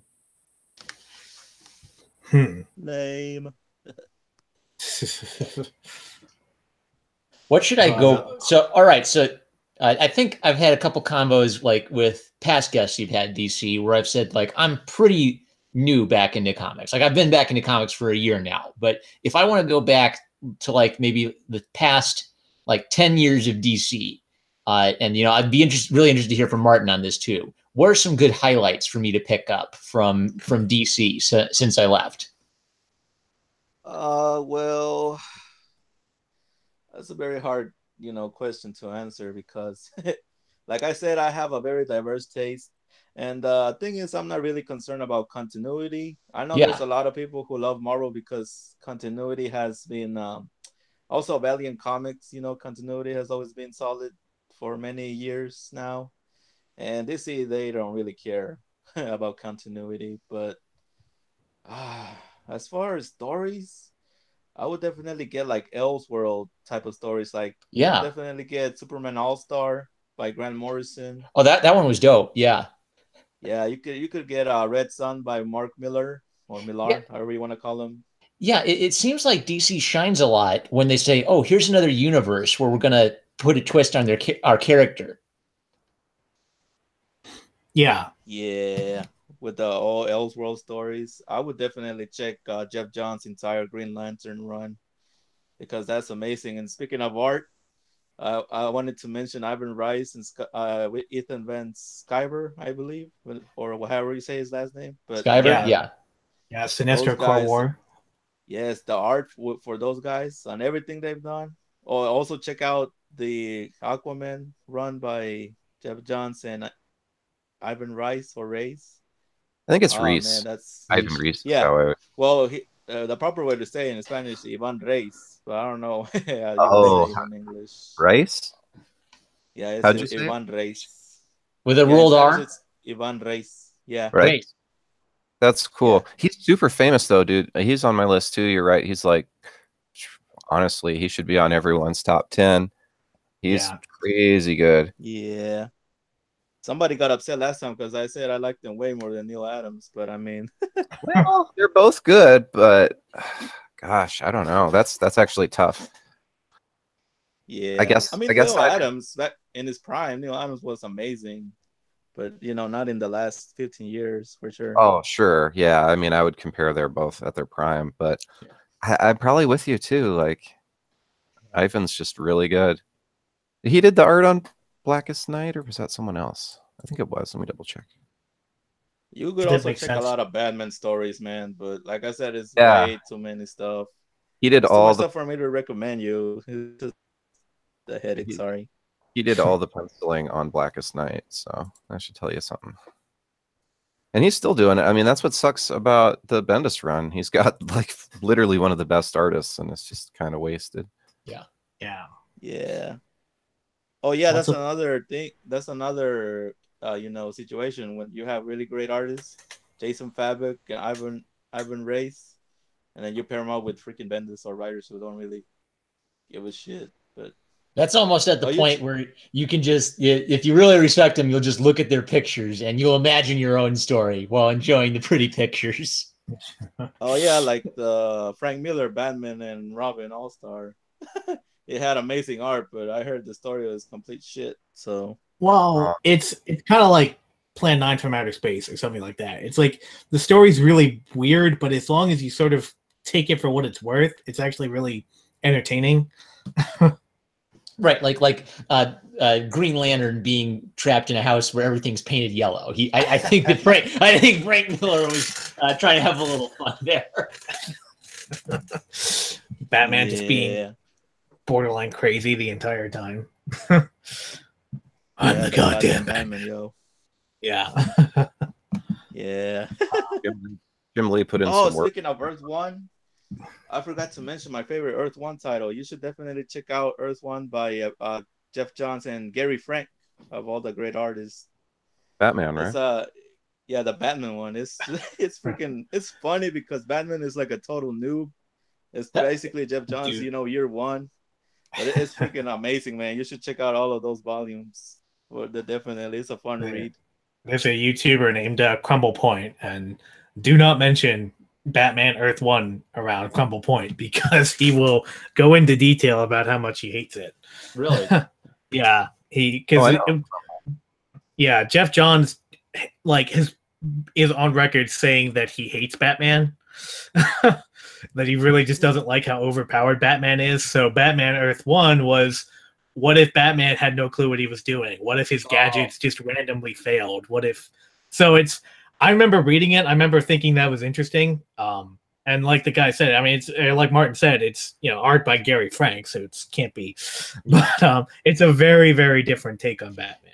See, that is so interesting to me because that is so in contrast to Bat God, and I've noticed the Bat God thing. Like he'll have hyper competency, he'll have a plan for everything. I think like I really dig the animated series because that was in some ways my introduction to a lot of these characters. But I think the balance they struck for the animated series is that he's the one dude who's like not bulletproof on the Justice League, therefore he compensates with brain power, but it's not like he'll get in trouble, like he'll get captured by the villains and have to brass his way out. So it's not like he never can be outsmarted by anybody. It's just that he uses his smarts to get out of bad situations. I think that's a good balance for the character between too godlike and tripping over his bat grapple or whatever. Yeah, like I think that's the very first couple of pages of Earth 1 is that Batman goes for the grapple hook and the grapple hook misfires and he ends up falling 3 stories down to the dumpster. All right. Yeah. I can see why Batman fans would not like that. Yeah. I thought Frank Miller's Year One was kind of a good balance between the OP Batman and the Batman that has to learn how to do stuff. Like when he gets stabbed in the leg by Holly Robinson, the little girl. That would have never happened with a newer, more skilled Batman, but that's totally believable. Plus, Holly is kind of a badass too. She becomes Catwoman later, so it wasn't like just anyone was able to stab him. But I like that. I like the development there, where they show him learning and improving.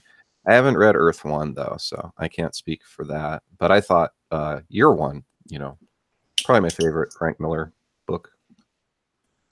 You guys know The Long Halloween? Yeah. What's interesting about that is just how different that series is. Loeb has just such an abstract style compared to a lot of the beautiful realistic artists we've talked about, and I think it works so well in the context of that story. Like I've seen some recent Loeb art where he's clearly dashing it out real quick for the deadline, but for The Long Halloween, I think it gives it this sort of consistent, really creepy vibe, which blends so nicely with the title is The Long Halloween. It's a great match of tone of story with tone of art, which is something I think is really easy to overlook, but took creepy art for creepy story. Go ahead. I think Jeff Loeb's the writer on Long Halloween. Yeah, I thought it was Tim Sale. Tim Sale. Yeah, Tim Sale's. Yeah, I know his art. Superman for All Seasons. Yeah, Tim Sale's dope, and I like Long Halloween. I like Catwoman.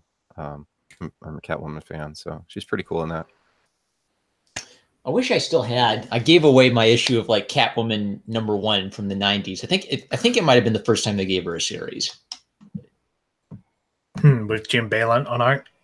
That sounds right. I think it was a comic my parents had, but they said I couldn't read until I was 16 or something. So for a lot of years, I just had it in a box, waiting to be old enough to be allowed to read it. Yeah, by the time you're old enough, you don't even remember anymore. I got that kind of stuff too when I was a kid. But see, I would remember, and they'd be like, "Really, you remember that? It's been 4 years." Oh yeah, I didn't forget.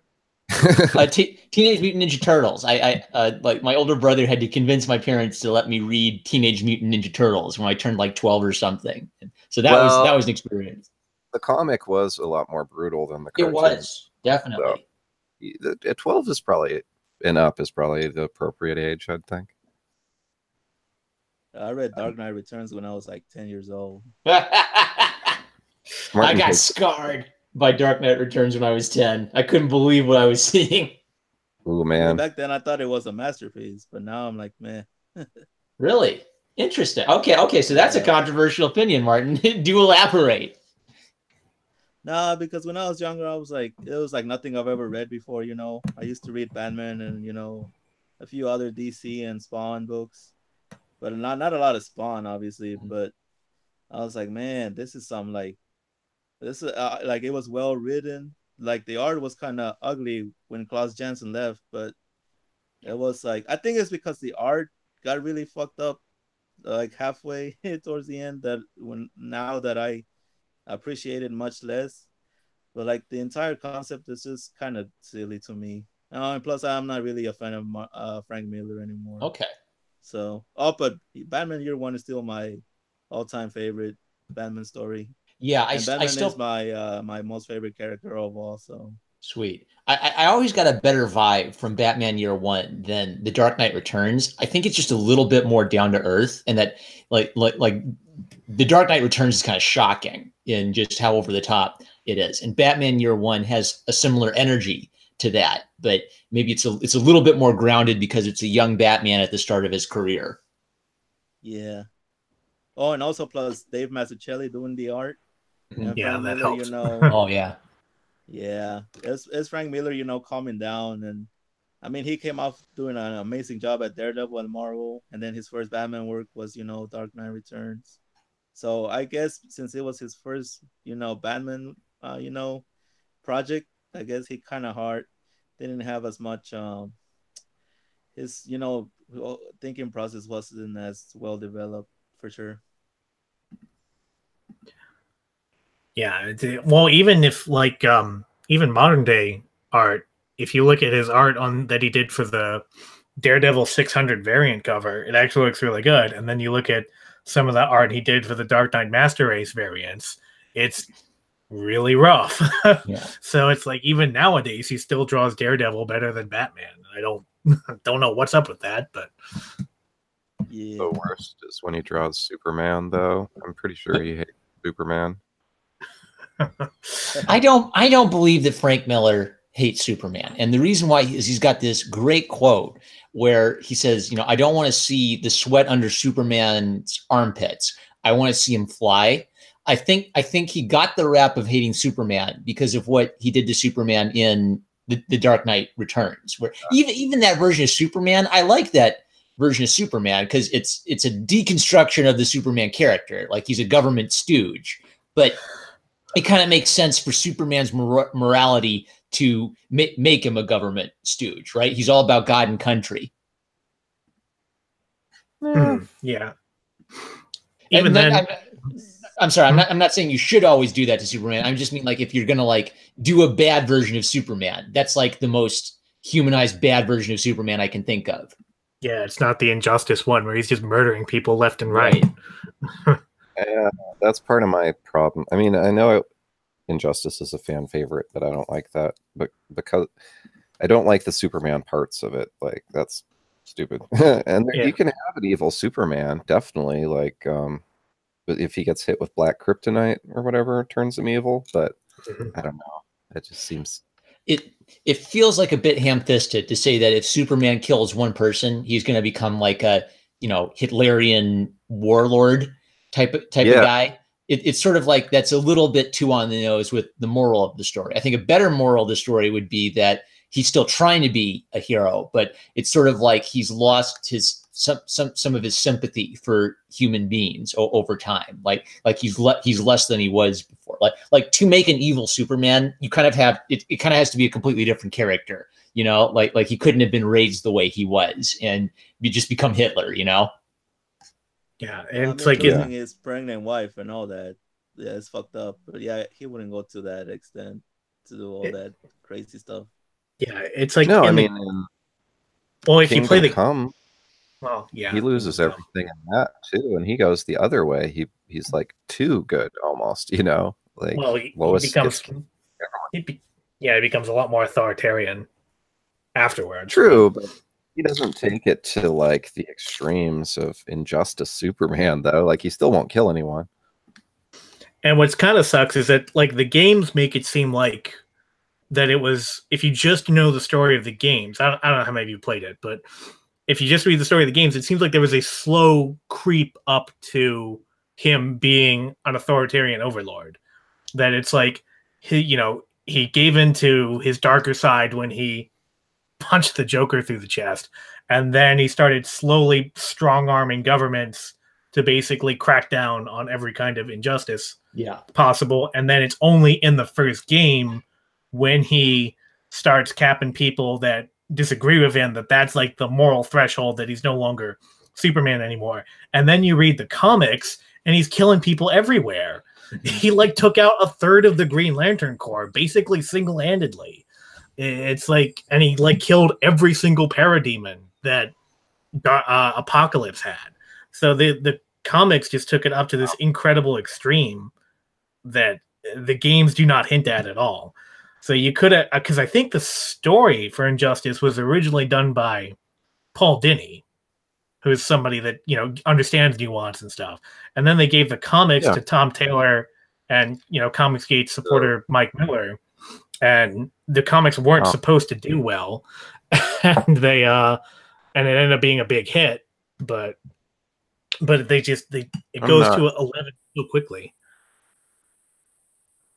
I'm not really a fan of Tom Taylor lately. Yeah, he's the stuff. There are parts of the Injustice comics that are really good, like the part where Sinestro explains his backstory to Superman, and we hear what Sinestro is saying, where he portrays himself as like the victim of a coup by his own people, and then we actually see what happened, that everything bad that happened was Sinestro's fault. And that's like one of the best villain origins I've ever read in comics, period.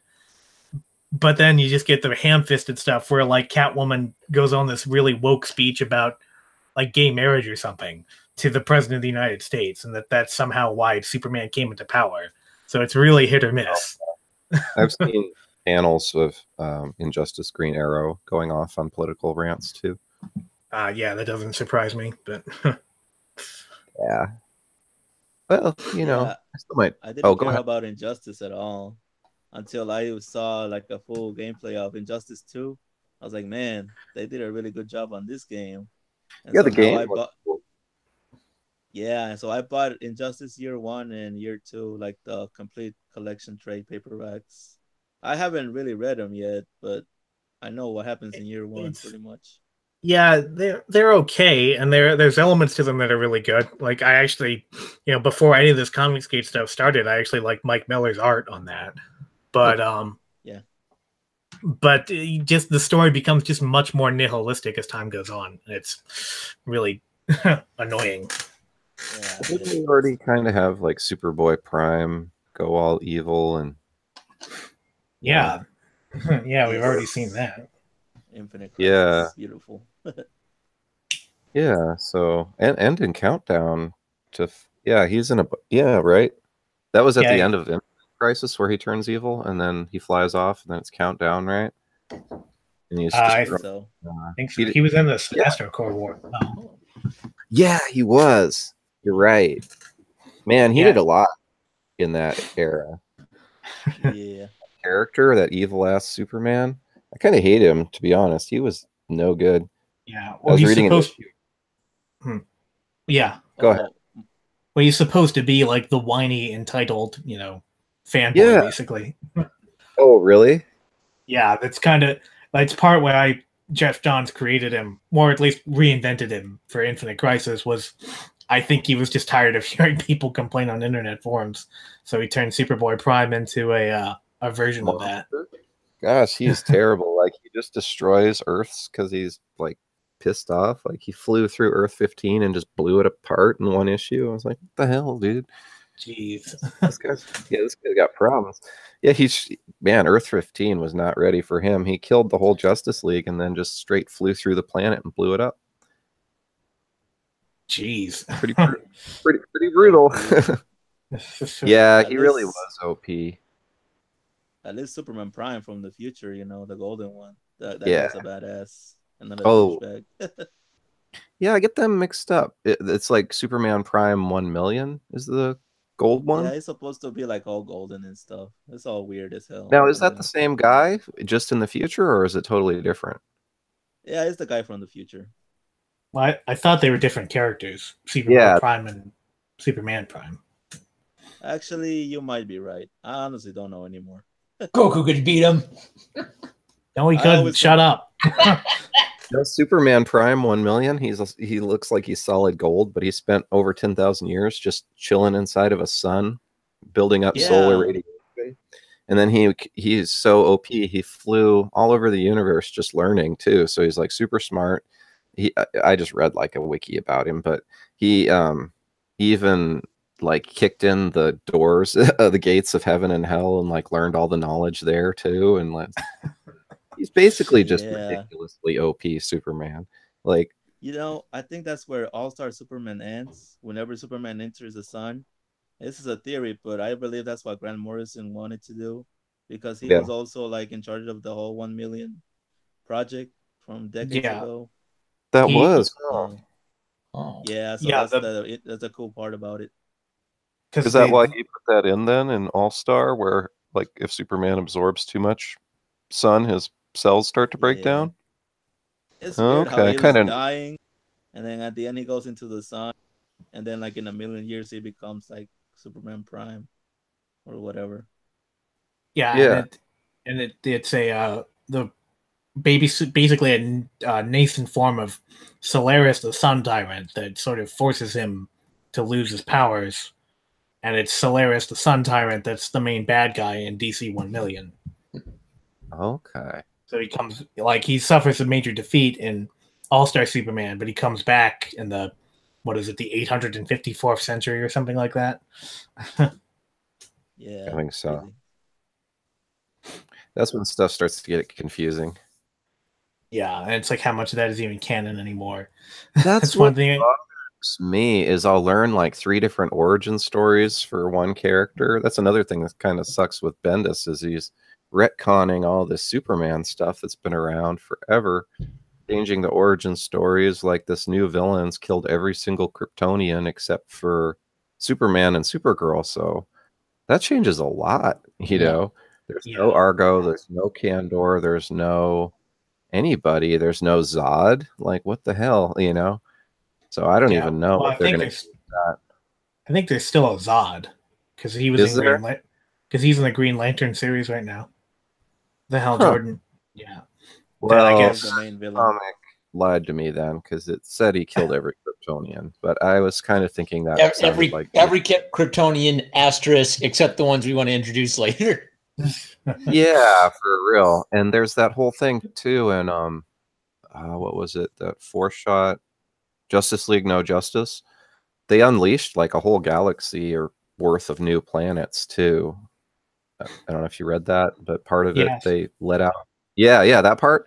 So all those new planets, maybe there's going to be some Kryptonians, or I guess they could just, draw anything they need from that.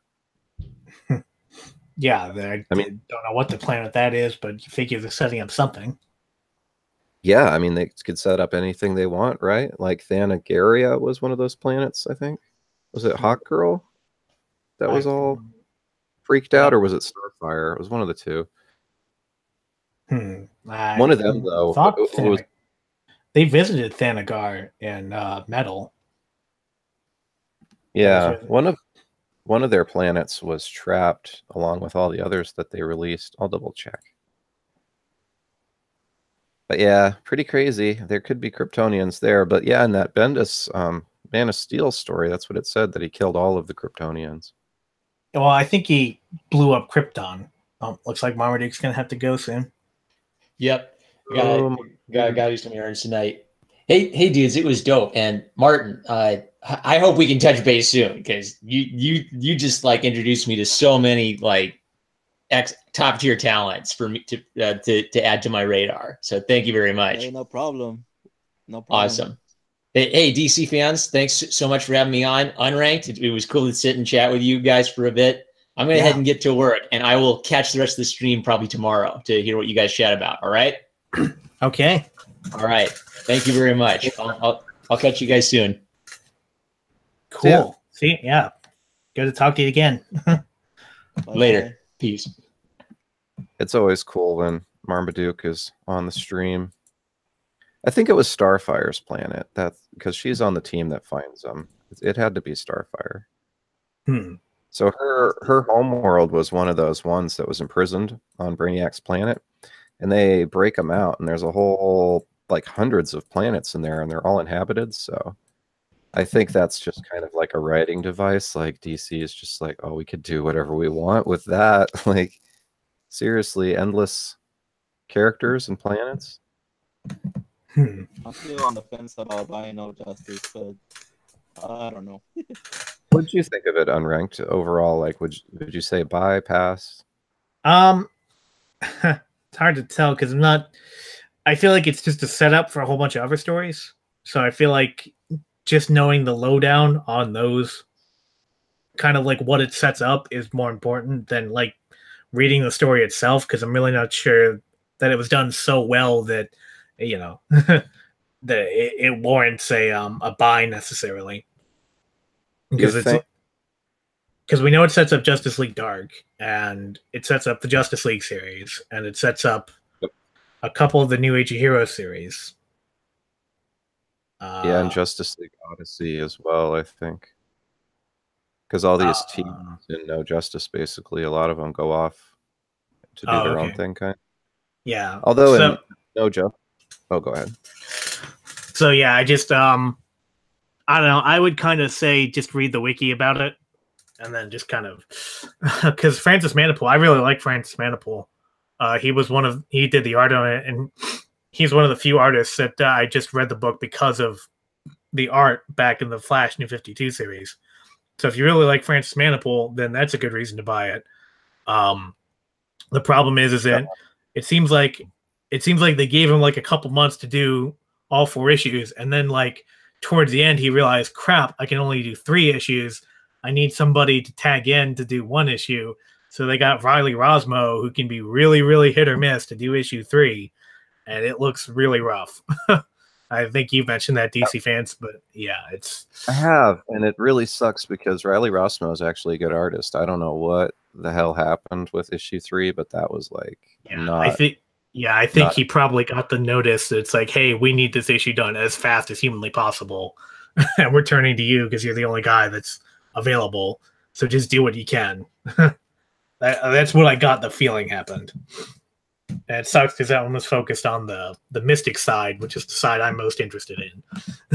yeah. Issue 3 is definitely the low point because of the art. Yeah. And it was definitely Starfire. She says, "This is my planet Tamaron, my homeworld." And she says the Brainiac people stole it. So that's part of why they unleash all these planets, because hers is in there with them. So that kind of was, yeah, I thought that was a big deal because they let all those guys out and then they break open that intergalactic prison and let all those villains out too. Yeah, just introducing all this chaos into the universe just to try to fix the problem that they started in the first place. Yeah, true. They broke the source wall. I was like, come on, guys. That's not cool. That's not cool at all. And they never addressed that thing that was flying towards Earth at the beginning. Or was that in Justice League? That might be in Justice League. Never mind. That was an issue. Where it was like the evil planet or something that. Yeah, and they're like, should we let it hit? I don't know. Maybe we should. Maybe we shouldn't. And then it just hits anyway while they're trying to debate it. I was like, oh, yes, it's the worst league. Nah. They're all right. I need to read more of that. I've only read the first issue.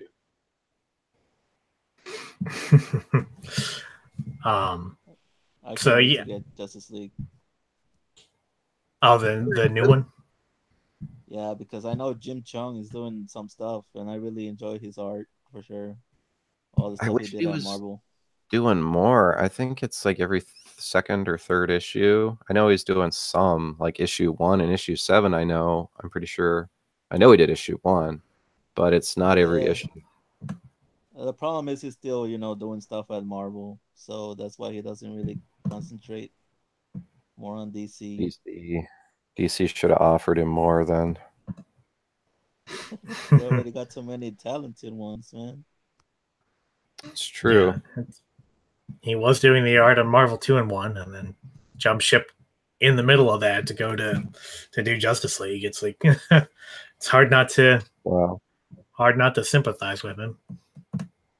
Well, his art, that Justice League #1, was the best-selling comic of July. So, oh wow, it's well worth the cost. Yeah, it broke 200,000. It was only one.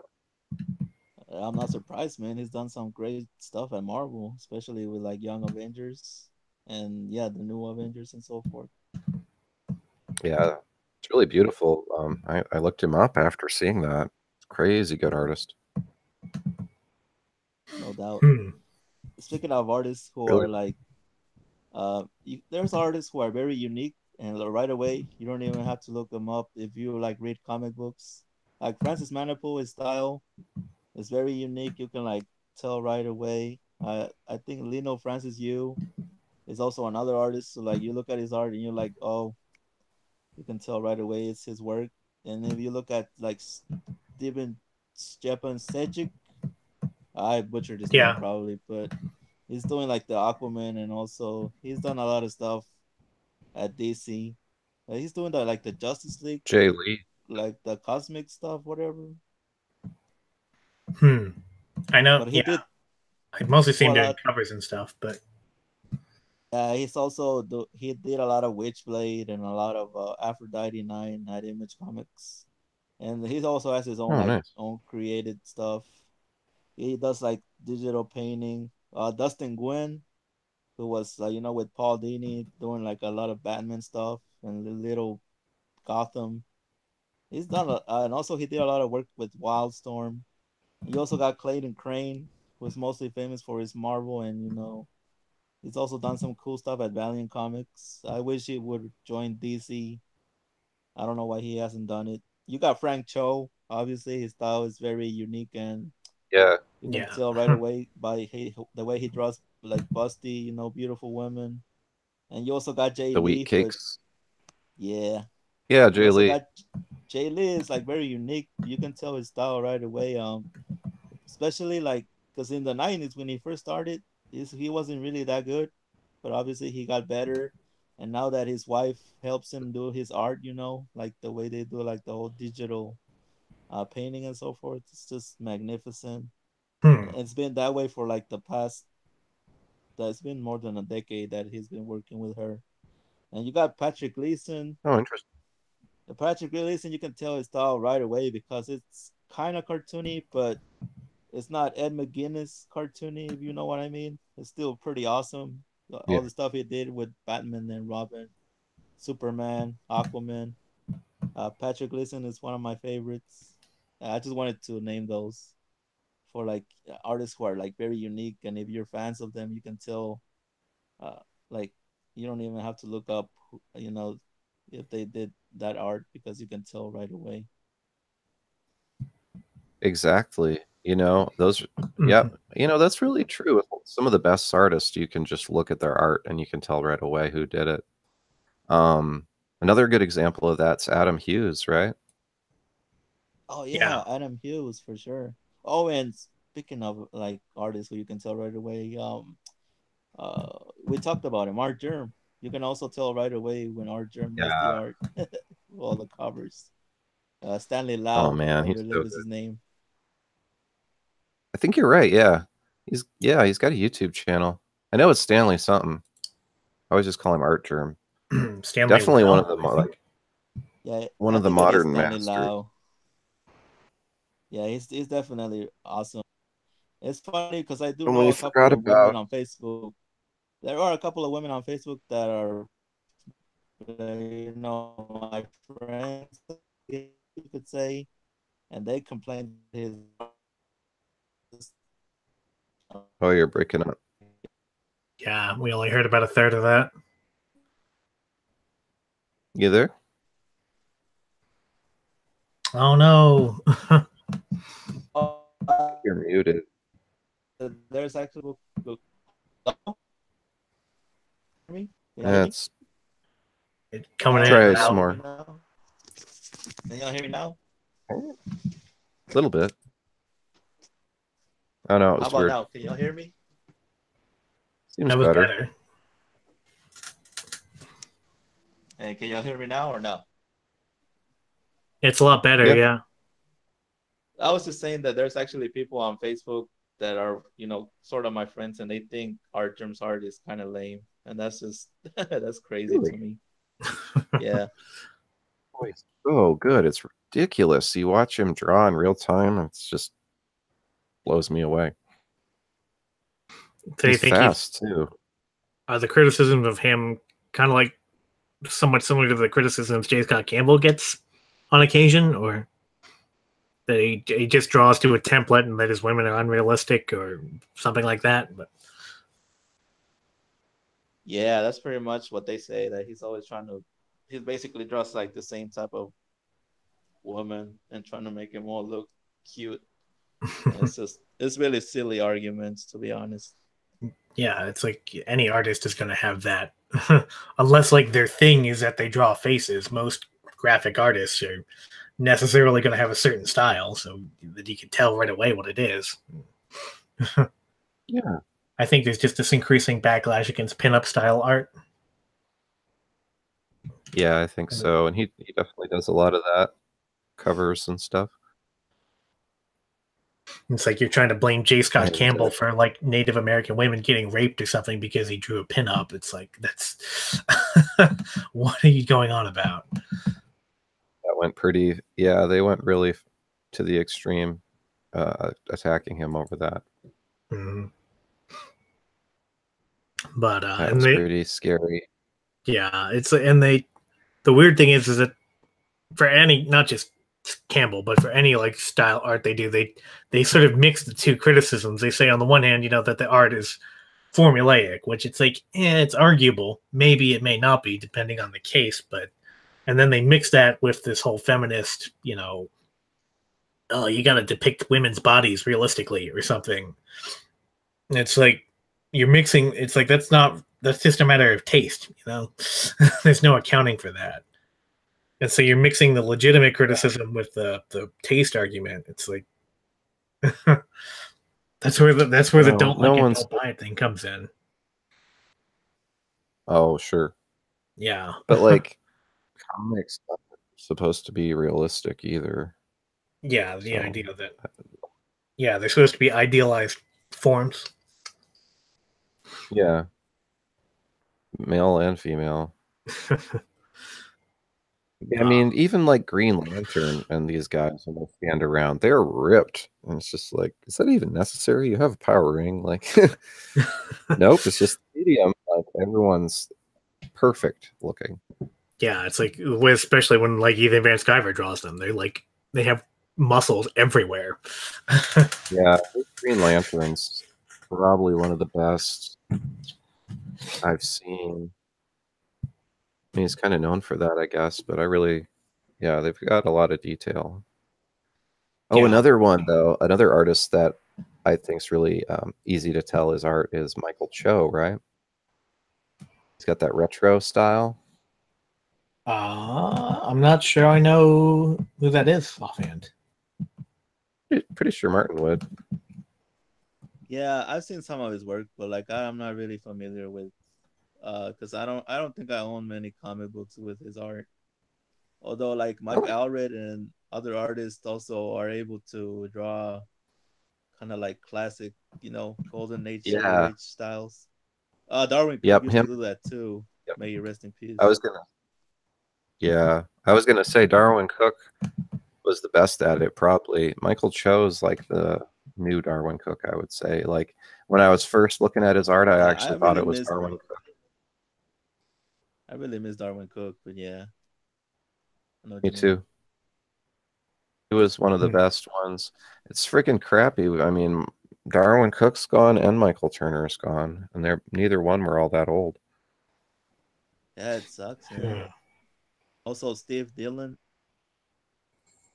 I want to speak about artists who are.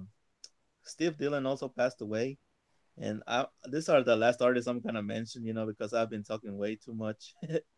Andrea Sorrentino. Not at all. I think Andrea Sorrentino. I've read some people who complain about his art, but his art style is very unique. He obviously does not draw, people. He does a good job at drawing people like realistic. He doesn't make anybody look sexy or incredibly muscular, or he does a very good job at making stuff as realistic as possible in a sense. He also got Frank Quitely, who I used to dislike a lot, but after reading All-Star Superman, his style got really interesting. So I bought a lot of his books too. You got Steve Dillon, who did an amazing job with Garth Ennis on Preacher, and also all of the work he did on Punisher. And Punisher, yeah, and the last stuff he did was also Punisher before he passed away. And people complain about his art because I guess his faces look similar as hell. Like both women and men, they have like Oh, almost the same face when it comes to his art style. But I've always enjoyed Steve Dillon's work. And also Ed McGuinness, I know a lot of people complain about his art because they're like, man, his art is too blocky and too cartoony. And I don't know, every Ed McGuinness book that I've read, I've had a lot of fun reading it. It's, to me, it's very visually pleasing in a sense. Yeah. Yeah, definitely. But Oh. it's a shame that Steve Dillon's last comic was one of the stupid Becky Cloonan written Punishers. But Yeah, I just bought the trade that had Steve Dillon's art, and then after that, I gave up on it. Yeah, I didn't read it myself, but I heard it was like pretty boring. It's like, how can you make a Punisher comic boring? But It started out pretty good, but then, like I said, after Steve Dillon passed away, I didn't care to read the rest. And then Ed McGuinness, I know he's doing the Avengers run right now with Jason Aaron, but I think I remember the most I ever read of him was on the Jeff Loeb written Hulk series back in like the 2000s, like late 2000s with Red Hulk. And I think after a while I was only reading it because of the Ed McGuinness art, because the story was dumb as hell. The way that like Red Hulk could beat Thor and like every other superhero in the DC or Marvel universe, it's like, this is dumb. But yeah, just the amount of energy and the amount of creativity that Ed McGuinness brought, and the way that everybody just was like just super cartoonishly jacked, I thought that was pretty cool. Even if the story was really weak. This is Jeff Loeb in his not as good years. Yeah, I got that entire Hulk collection. I got the complete collected trade paperbacks. And I love Ed McGuinness anytime he draws, Deadpool, and his work that he did with Jeff Loeb on Superman, Batman is freaking awesome too. oh yeah, And yeah, that's right. I can't wait to read the Avengers one later on for sure. Superman, Batman, that was good stuff. I forgot about that. That was cool. That was a good run. Ed McGuinness also worked on Superman for a while. I used to have a comic book collection called Our World's at War or something like that. I'm really hoping they release like a new hardcover of that with like better paper quality. I'd love to own it. It's freaking awesome. That'd be sweet. There's a lot of stuff they need to re-release or reprint. Yeah, the Jeff Loeb and Tim Sale Batman is getting an omnibus, all of their work. Also, the Hush saga is getting cool. an omnibus. There's a whole bunch of stuff listed on Amazon and other websites. It's freaking, I'm excited as hell. I think they've really been pushing Hush with freaking, because there's an animated movie coming soon. I've been seeing the trade on sales and stuff a lot. Oh yeah. Remember that was one that John Malin talked about, that it was a a story that prioritized art very heavily over the actual details of the story. That let the art speak for itself. Well, Jim Lee. I think that's the last time Jim Lee really did some. Well, besides Batman and Robin, they did like stellar artwork. It was just awesome, just incredible to look at every time. Yeah. Yeah. And then, do you know John Malin's art? Like, is that a name that you? Yeah. Yeah, it's kind of funny looking at him trying to bring back this older 1990 style, the old Rob Liefeld style in the modern era, where it's there's some. It's funny. There's some artists. He drew Cable, so it would make sense, right? That he would have like a Liefeld style. Yeah, well, I mean, he was literally taught by Rob Liefeld. Like, I guess Liefeld used to have this sort of almost like classroom that he would put on, and so there were a lot of artists that were mentored by Rob Liefeld, and Malin was one of those artists. Damn, I knew the stream was not gonna end without Liefeld being at least mentioned one time. Always comes back to Liefeld. Yeah, I try to avoid that guy as much as possible, but all the Deadpool books and everything that I have always have some of his work, unfortunately. Yeah, it's like he didn't even really make like the version of Deadpool that people like. It's like he just helps to create a version that was just making fun of Deathstroke. But the actual idea of the character of Wade Wilson, a lot of that didn't come along until Joe Kelly and Fabian Nicieza added to it. Yeah, definitely. That's true, man. Nicieza, Mark Wade, and of course then Joe Kelly did his amazing run. And I think that was Ed McGuinness' first time working at any like the big two stuff. Oh, okay. I could be mistaken. I do remember that now. Yeah. Yeah. Well, when he started out, he wasn't really that good. I mean, this art at least. It wasn't bad, but it wasn't like as good as when he moved over to DC. Yeah, it wasn't quite Ed McGuinness yet. Oh, you know who we forgot to mention is Jerry Ordway. Yeah, right. He's one of those guys. I know his name. I know he's a big time older artist, but offhand, I'm not sure I can recall any like iconic stuff that he did, which is a little embarrassing. But he was big on Superman, right? Yeah, he did a lot of stuff back in the day too. A lot of good stuff. I like this Power of Shazam series. Oh, okay. Kind of like when they brought back Shazam, or when they were trying to. I think they still called him. Yeah, they still called him Captain Marvel in the book, but it was called the Power of Shazam on the front to get around the copyright stuff. Yeah, they had to. But yeah, but his art was really good on that, and even on Crisis on Infinite Earths, I know it's mostly George Perez, but I thought Jerry Ordway filled in a little on that. He did a lot back in the day. I think Martin would know a lot of them too.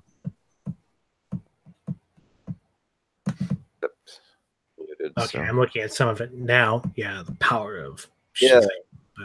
But... for some reason, my call ended. What were you saying?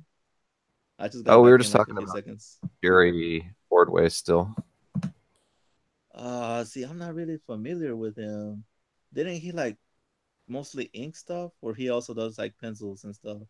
Yeah, he did both. He definitely did a lot of inking too. Didn't he do like a lot of stuff during like the death and return of Superman? Yeah, I think he was still going at that point. I feel like he even had something in Action Comics 1000. It might have been a cover though. Let me see. And he also did a lot of stuff in the late 80s and early 90s. I have an omnibus that has his art, but I haven't read the omnibus yet. It's when Superman is like exiled or whatever it's called, something like that. Yeah, he did some of the art in Action Comics 1000. Although that might be speaking of, it was weird because they had like. Sorry, go ahead. I was just gonna say it was kind of weird in Action Comics 1000 because they did have some old stuff, like they had Kurt Swan art that was unused, so this Jerry Ordway art might have been that way too. It was story by Louise Simonson. Yeah. That Jerry Ordway artist, I think he might have still been going, but yeah, he does a lot of Superman stuff in particular. Kind of the caped heroes, Superman and Shazam. It's Captain Marvel. I don't care what people say, including DC Comics. I know. I wish they could just call him Captain Marvel. They could call him Captain Marvel. There's no reason why they can't, except that Jeff Johns doesn't like it. That's literally the only reason. That was one of the changes. They just can't say it on the. on the cover, yeah. But that was one of the changes they made in New 52 was that it was definitively Shazam now, even though that's the wizard's name. It was Oh dumb. yeah. Also, Gary Frank did do. It really is. Damn, Jeff Jones has been writing a lot. If you think about it, he did the Shazam book with Gary Frank. Oh Forgot yeah. about that. And a lot of people Yeah. hate that new design of Shazam with the cape and all that in his hood. I mean, With the hood. I think it looks dope. But I mean, I don't know. My style is like my taste in stuff is weird sometimes. Well, the movie, the new movie Well- looks like it's going to be basically the new 52 Shazam. So it could be fun. Basically, yeah. Yeah, it's got a lot of stuff from that, but they made it like they added comedy and other crap. It's like, well, as far as I'm concerned, Captain Marvel is supposed to be a kid's version of what a superhero is supposed to be. So you think a Yeah. superhero, he's big, he's powerful, he's always good, he's never like, he's basically incorruptible. The villains that he fights are really silly. When things get serious, there's still this, optimistic side to it. And I don't know. I feel like that Jeff Johns is deliberately. It's not that he doesn't get it; it's that he's deliberately trying to do something different than that. And I think it's just an unwise idea. But because he's trying to, I know the one thing that they've really hammered home with the New 52 was that he was a magic superhero, not just a classic, flying brick superhero like Superman is. And I just think that that's. I'm not. I think you're trying to appeal a little bit too much to adults or a little bit too much to like hardcore comic nerds at that point, instead of honing in on what made the character work for the for 70 years before the New 52 happened. Because I mean, he back in the day he outsold Superman. That was why DC sued Fawcett. Like the real reason. Yeah. Yep. And they never, I mean, there's a theory that's why Shazam's always been kept on the back burner, even though DC's owned him for, since like the 50s or so, is just, they never want him to outshine Superman ever again. So even if they could profit from it, they're not going to let him out of the bullpen. But maybe that's changing. Like this movie, I think it definitely looks lighthearted and fun, and they're putting some money behind the title, so we might see a resurgence of Shazam. But you're definitely right; they were very bitter about Captain Marvel outselling Shazam, or Superman. Yeah, you know what I mean. Captain Marvel outselling Superman. Oh dear, it's like that's what happens after 3 hours. But yeah, the Fawcett universe, they have all those characters and they're just sitting on them for the most part. Yeah, and I remember liking the art in the New 52 series. Like I remember really liking the way that Gary Frank drew Mary Marvel and the way that he drew Captain Marvel, but just the overall story of it I thought was pretty weak, and the way that they made Billy into like basically like a little sociopath. Who was like, he just sort of fell into having powers. It wasn't something that he sort of earned by, being pure of heart. So I don't know, but yeah, I could see that. That's going to be interesting. We also forgot to mention that Dan Jurgens used to be a hell of an artist too, especially all the stuff he did in Superman. Yeah, I've seen some of his current work, and I'm like not impressed. Really? What about an Action Comics 1000? He had the first story there. Did he also do the pencils? I think it was pretty good. Yeah. Yeah. I remember him doing the art in the post-crisis Booster Gold series, not knowing who he was at that time, but thinking that he was really good then. I didn't realize that he had created Booster Gold. Didn't realize that at the time, but there's a lot of artists who have done a great job, penciling, inking Doomsday. But to me, the most definitive artist is definitely Dan Jurgens when it comes to like Doomsday. Hmm. Well, that's my opinion. No, I agree. He'd definitely be one of my favorite Superman artists, and I think one of my favorite writers too. Like that Action Comics story really was just like fan service basically, but it showed how much people love Superman. It was all just, I mean, they were at like a rally for Superman. The people in Metropolis were just like Superman. It was the whole story basically. So it was, it showed how much he knows the character. But I thought his art and writing was real good on that. And he wrote a ton of Action Comics back in the '90s too. So he knows what he's doing. Oh, He's he one of knows those what guys he's who can doing. draw. Huh? Yeah. At least he knows what to do with Superman, unlike Bendis. Yeah, that's really unfortunate. How can they keep getting this? Yeah, so stupid. But you know why they did the death of Superman, right? For to sell comics. Not really. I mean, that was part of it, yeah. But well, they wanted to do the wedding. They wanted to do the Superman Lois wedding, and then the network executives from on high said, actually, the TV show Lois and Clark, they have dibs on the wedding, so you can't do it till after they do it. And so the editorial team, because at that time Superman was if not their number one seller, he was right up there, and they had 4 ongoing Superman titles at the time. So, they every year they had like a summit where they would get together and plan out the story, and they'd already planned out that they were going to do the wedding, and then they get told at the last minute, "Hey, you can't do the wedding." So they're like, "What do we do?" And literally, somebody at the back of the room said, "Why don't we just kill him off?" And the editors, Louis Simonson, Dan Jurgens, what's his name, Bob Harris, they're all in the room, and they're like, we can't think of a better answer than that. So they temporarily killed him off in Superman 75, but it was sort of marketed that this was like the death of Superman. So it ended up catching on, and I think it's Bob Harris. He's always maintained that if it had been like, if literally anything else had happened that day, if like Madonna had gotten a DUI or something, the death of Superman would not have caught on the way that it did. But for better or worse, one of the major media news sources decided that this was, worthy of a story. So they ended up picking up, oh my gosh, an American icon, Superman, has been killed off in the comics, and it became this huge firestorm. And it sold a lot of comics in the short term.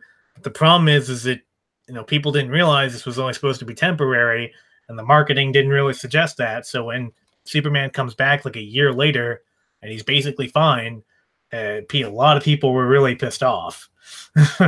They were like, well, this whole thing was just a gimmick. And DC was like, well, yeah, but we still want you to stick around. And people were like, no.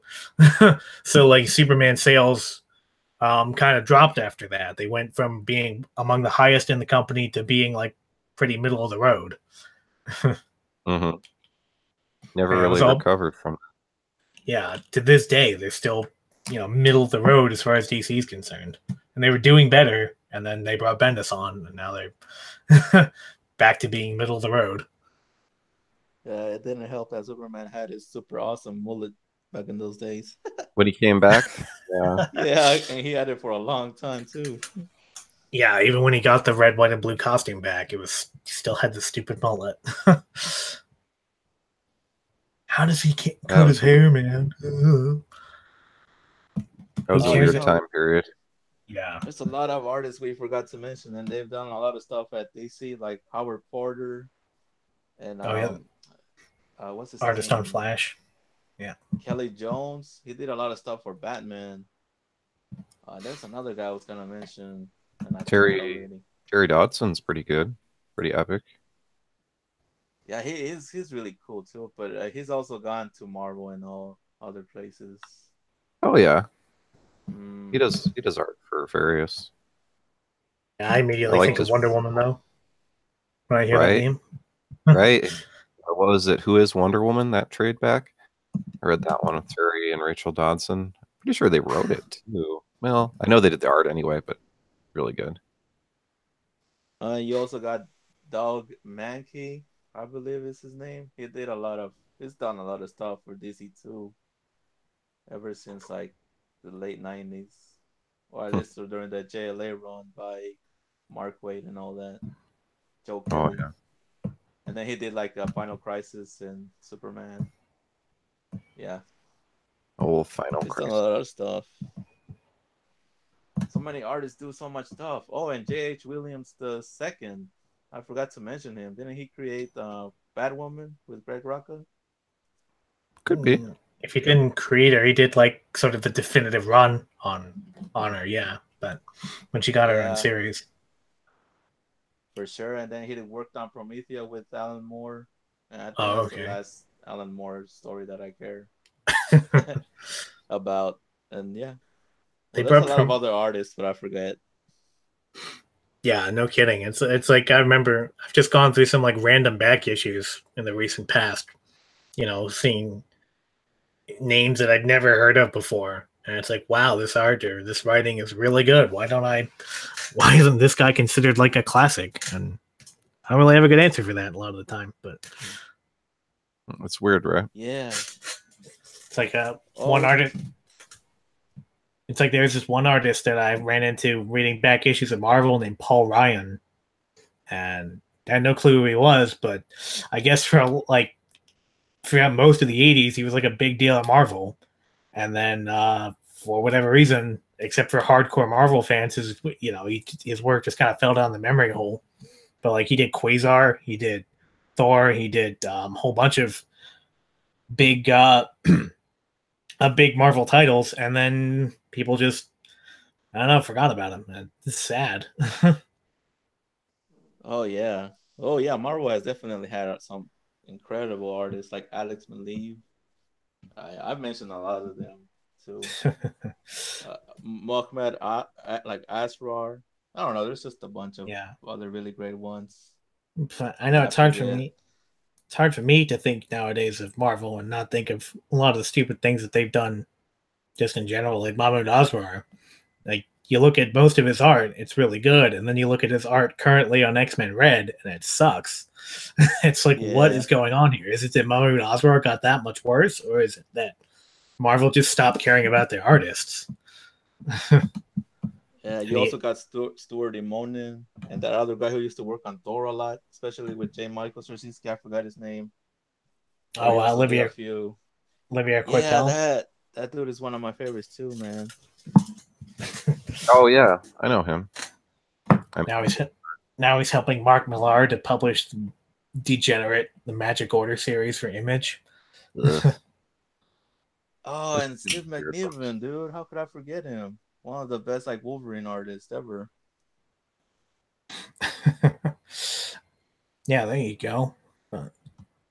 He did Captain America too, right? Yes. No, actually, I don't know. I mean, I'm looking at all my Marvel books right now, and there's way too much crap.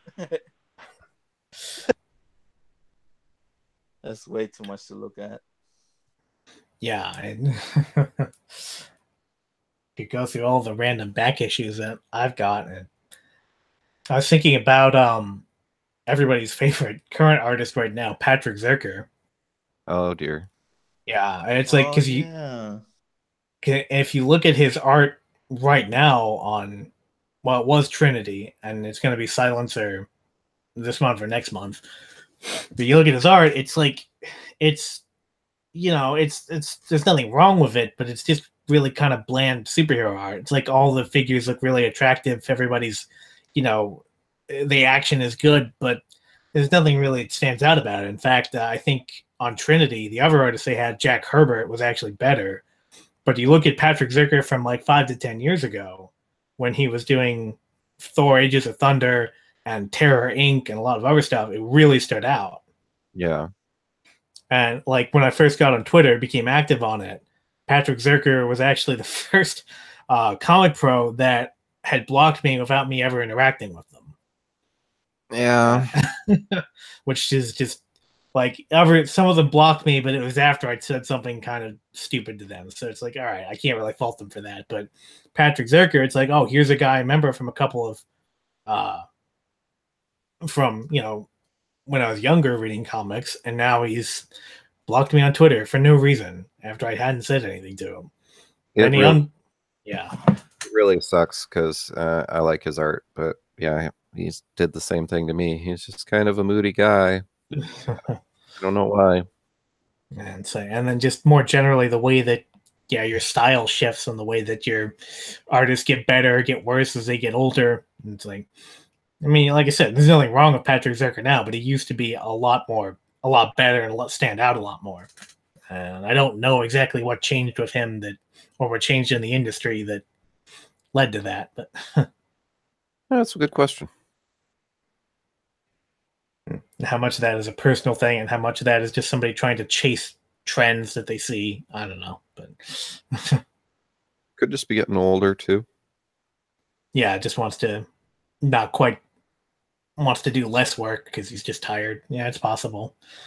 Or just, even just as people get older, their ability declines. Yeah, unfortunately. Yeah. I mean, he isn't that old. I don't know. Just making excuses. Yeah, I think his art's pretty good though. Still, I don't know. He just needs to get off Twitter. Like, I don't know what he's thinking. They're killing his own sales with that stuff. Yeah, it's like Silencer already isn't doing all that well. And one of the big communities that like Silencer, you're deliberately trying to piss them off. It's like, what are you doing? It's not smart. Yeah. Whole New Age of Heroes line has got serious problems. I'm concerned because Immortal Men is going to end after issue 6. They pulled like a Marvel. Oh, it's a limited series, even though it was actually an ongoing series, sort of thing, right? Yeah. It's like it's sold as an ongoing, but we're saying it's a limited because, well, we don't have a choice. Yeah, even though it wasn't set up to be wrapped up a story in 6 issues, so it's going to end. They've done that before, like that Wacky Raceland. Was that Hanna-Barbera book that was like set in a Mad Max kind of universe? But that was supposed to be an ongoing, and it just ended at issue 6 because of low sales. But they'd planned for it to be an ongoing, so it just ends. It's not like really resolved or anything. So, yeah, it is weird. Yeah, I did reviews on that series, but overall it didn't sell very well. But it was an interesting concept. I remember reading it and thinking that at first it was kind of funny, but the joke got old pretty quickly. Yeah, it's like it took itself a little too seriously, but not in a good way. I don't know. It was weird because it was too much post-apocalyptic and not enough wacky races. Like, other than the name, there wasn't that much wacky race at all. Yeah, like why even bring in Penelope Pitstop and Dick Dastardly and all that into this if you're barely going to use that after a while? Yeah. Whereas the Flintstones comic, they updated it, but still kept it very Flintstones. And I thought that was really good. Best Hanna-Barbera comic I've read. It was a 12-shot miniseries from last year, I think. It's really good. The only ones I have from them are Scooby-Doo, Apocalypse, and Future Quest. And that one's nice. Awesome. Future Quest. There's also like a space ghost thingy. I don't know, but I like all of those. Oh, and the Wacky Raceland, but I haven't checked out any of the other titles. The Scooby-Doo one's definitely doing the best. That's ongoing still. Yeah. That's pretty good. I just saw one panel from it, and it was like, Scrappy-Doo isn't dead. It turns out Scrappy-Doo is still alive. And I was just like, what the hell? I know they're getting chased by zombies and stuff, but if there's ever a point where they think Scrappy-Doo might be dead, it's like, what the hell, dude? Things have changed. No, that's pretty cool, though. I mean, it's doing really well, so I'll give DC that. Because they've got the deal with Hanna-Barbera to print their IPs as comics, so smart. Some work better than others, though. Yeah. Yeah, I thought the Future Quest one was the best one, where they just sort of did random old cartoons that people barely remember. Yeah, that was And pretty. it actually worked out. But that's another one that you figured that one would sell because the way that like Future Quest was written, it was kind of an all ages thing. It's like it's for people that remember the old cartoons, but it's also for kids, nowadays that could still get back into them. And I don't know if it was. Well, I think some of that stuff got buried because all those Hanna-Barberas launched at the same time. So there was Future Quest, Flintstones, there was a Johnny Quest book, there was Wacky Races, and some others. So it was like at least five, maybe six or more titles all at once. So some stuff kind of got lost, I think, and Scooby-Doo ended up being the winner with probably Flintstones second, and then most of the rest fell off. Well, Future Quest at least finished. It had as a trade. Yeah, it went 12 issues, which is nowadays it's not bad. Yeah, Flintstones did 12 issues also. Huh. They've got a Looney Tunes crossover looks dope too. And I think there's gonna be a Looney Tunes part 2 coming out. Yeah, there is. The Looney Tunes one was good. I only read the Tom King one, the Batman Bugs Bunny crossover, but I thought it was really good actually. Good little one shot. When are the new ones of those coming out? I'm not sure. They're doing a second go at those. Yeah. Which is a little weird because they kind of really already used the first string characters. I mean, they used Bugs Bunny and Yosemite Sam and everybody, so I'm not sure who they're going to use this time around. Let's see, who was it? It was Sylvester and Tweety. It was Daffy? Daffy and the Joker. Oh, okay. So there's potential there. I thought Lobo and the Roadrunner last time was an odd matchup. Like Yosemite Sam and Jonah Hex, that makes sense. Yeah, both gunslingers, but I don't think I read that one though. Yeah, they had Lobo and Roadrunner, and they had Tasmanian Devil and Wonder Woman. And Batman, Bugs Bunny. Who else? He did. I can't wait to read it. I have the trade paperback that has all of the issues. I bet it's gonna be awesome. Yeah, it's good stuff. I think. I forgot to mention this artist, and I totally should have put him on my list. But definitely for those of you who haven't read any of their books, check them out. Sean Murphy, Lee Bermejo, Rags Morales. Oh, nice. And Jock. I always forget Jock. I'm like, what the heck is his name? But definitely try to check out all the books with those artists. And hopefully Marmaduke gets to watch this later too, so he can check their work out as well. Oh, well, we all know about Rags. We're all big fans of Rags. Well, Rags Morales. Oh, different one. Yeah. I was thinking of Rags, the comic, the zombie. But yeah, that's a different thing, huh? I think Rags Morales did the art on Identity Crisis, I think. Yes, he did Identity Crisis. Hawkman by Jeff Johns. He's done a lot of stuff, even a few things at Marvel, but he didn't last there long at all.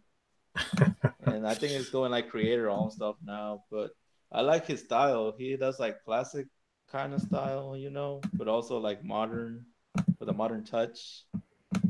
It's freaking awesome. Yeah. What about you on Rank?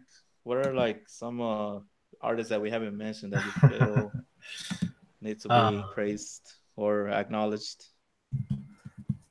It's funny. I feel maybe it's just a change in me, but I feel like when I first started collecting comics in the mid 2000s, that there was a much bigger emphasis placed on the artist, and that's changed quite a bit since I've got in. But the last couple years anyway. I know Shoot. The Catwoman series by Joelle Jones, that's pretty interesting because it's her doing the writing and the art, which is almost vanishingly rare nowadays. And she did, yeah, and it's always interesting to see that. Who else? I just had somebody too on the tip of my tongue. I think you mentioned a lot of the really big ones. A lot of the ones that it's like you kind of almost have to at least know who these people are. You know, you don't have to know everything that they did, but at least be able to picture one or two pinups that they've done in your head. Yeah, you listed almost my entire list because I made a list of 20. I think you listed 18 of them, so you did a pretty good job. There's older artists like Mike Grell that did the whole Warlord thing. Yeah, Green Arrow. Yeah, and Green Arrow. That's what I was going to say. I don't know. I never read Longbow Hunters, but Warlord's awesome. That's a classic, huh? Yeah, it's one of those ones that you actually have a hard time trying to find it. At least like collections of it, if you go out of your way to. But yeah, they need to bring that back. They need an omnibus. Though we're now to see. Who else do I just buy for the art? Jim Starlin. I'm just kidding. That'd be cool. But Alan Davis was always good. Shane Davis, like you said. Yeah. Sean Alan Davis is always good. That was the one. Yeah, that was cool. You brought up Sean Gordon Murphy. Mm-hmm. That White Knight, legit. Yeah, it's interesting. Never read Punk Rock Jesus, but I heard that was interesting. And the same thing, he did the writing and the art on that one. Yeah, it's one of my favorites too. I also mentioned him. Yeah. Brian Hitch on the Hawkman series is really doing a good job. But... Oh yeah, well Brian Hitch, I used to love his work when he was doing like Ultimates and all that, Ultimate Marvel. Yeah, Ultimates. And also he did JLA also in the mid 2000s. Yeah, he did. Other than that, I don't know. And before that, stuff is so and so, but yeah, I like him. Yeah, and him doing the Ultimates was basically Marvel just doing the Authority for their version of it, and they got Mark Millar, who wrote the Authority, and they got Brian Hitch, who was the first artist on the Authority, to just say, "Hey, do the exact same thing you did over at Wildstorm, but just do it for us." And they were like, "Okay, sure." Dang, I forgot. I also have those books, the Mark Millar and Brian Hitch. The ones you just mentioned, I got them, but I haven't read them yet. There's a lot of Wildstorm books that I haven't read, and this is reprinting a lot of like Ed Brubaker stories too. They need to do all of all of them for real. Yeah, he's one of those ones that pretty much anything he writes is worth at least looking at. Like I remember his Captain America series in post Civil War was like arguably the best series week in and week out that Marvel had. It's like there were certain series that were flashier. There were some series that had the big, the event tie-in, or they had the shock value, and then there was Captain America plunking away, being produced at an extremely high level of quality with Ed Brubaker writing, and it was Butch Gucci and the other guy on art. They like tag teamed each other. Maybe that was Steve McNiven. I can't remember. Yeah, I don't know. But yeah, that's where they introduced the Winter Soldier and then made him Captain America. Some people, Ed Brubaker said, I love Ed Brubaker's entire Captain America.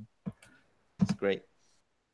They only got cut short because of the movie coming out, and they were like, "Well, we have to bring Captain America back because of the movie." Other than that, I'm not. Like I said, I feel like Martin's mentioned just about everyone that is like required reading. Yeah. Yeah, speaking of Catwoman, Joel Jones, I'm really excited. And also, there's a dude who's from Europe, also like Gary Frank. I believe his name is Guillaume March Oh, or Willem March. yeah, I know. I've He- seen that. His art. He's done a lot of covers, but he's also done like some Batman stuff, and he also did New 52 Catwoman, and he definitely needs to do more. Oh, he did the Paul Dini, Gotham City Sirens too. Yeah, Some of he those did a lot of issues. DC. I've definitely seen him do Yeah, stuff. I got some of his indie work too. It's a really, I think it's cool. It's like the way he draws human anatomy is kind of, it's very unique, but I don't know how to explain. It's not really Frank Cho. It's a little bit more animated than Frank Cho's style. But yeah, I definitely, I recommend checking out his work too, for real. And that's all I got. I already mentioned pretty much all of the artists that I really like and appreciate a lot. Yeah, I was thinking too with Catwoman. I liked Darwin Cook's Catwoman. I thought he did a good job drawing her. Yeah. Also by Ed Brubaker, man. I really miss Yeah, Darwin Cook. His New Frontier, it's just amazing, yeah, spectacular. he was literally one of the best. Real creative. Yeah. But I But guess I heard that one called the last great like classic that was made for comics in general. But sounds about right. it's like all the ever Yeah. all There's the too other many. stories. Yeah, Yeah, no there's too kidding. many other stories, man. Especially if that are not DC or Marvel, you gotta check out Valiant, Image. But the problem is that there's way too much. There's like not enough time or money, so that's Yeah. the big problem.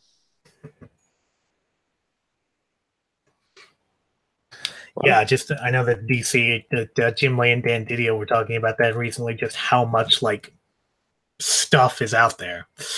And it's like that just in the comics world and how much that like dilutes the sales. And I don't know if they were being completely,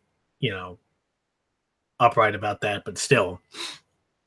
Yeah, there's more titles than anyone could ever buy. It's kind of overwhelming. I'm sure some stuff gets pushed aside.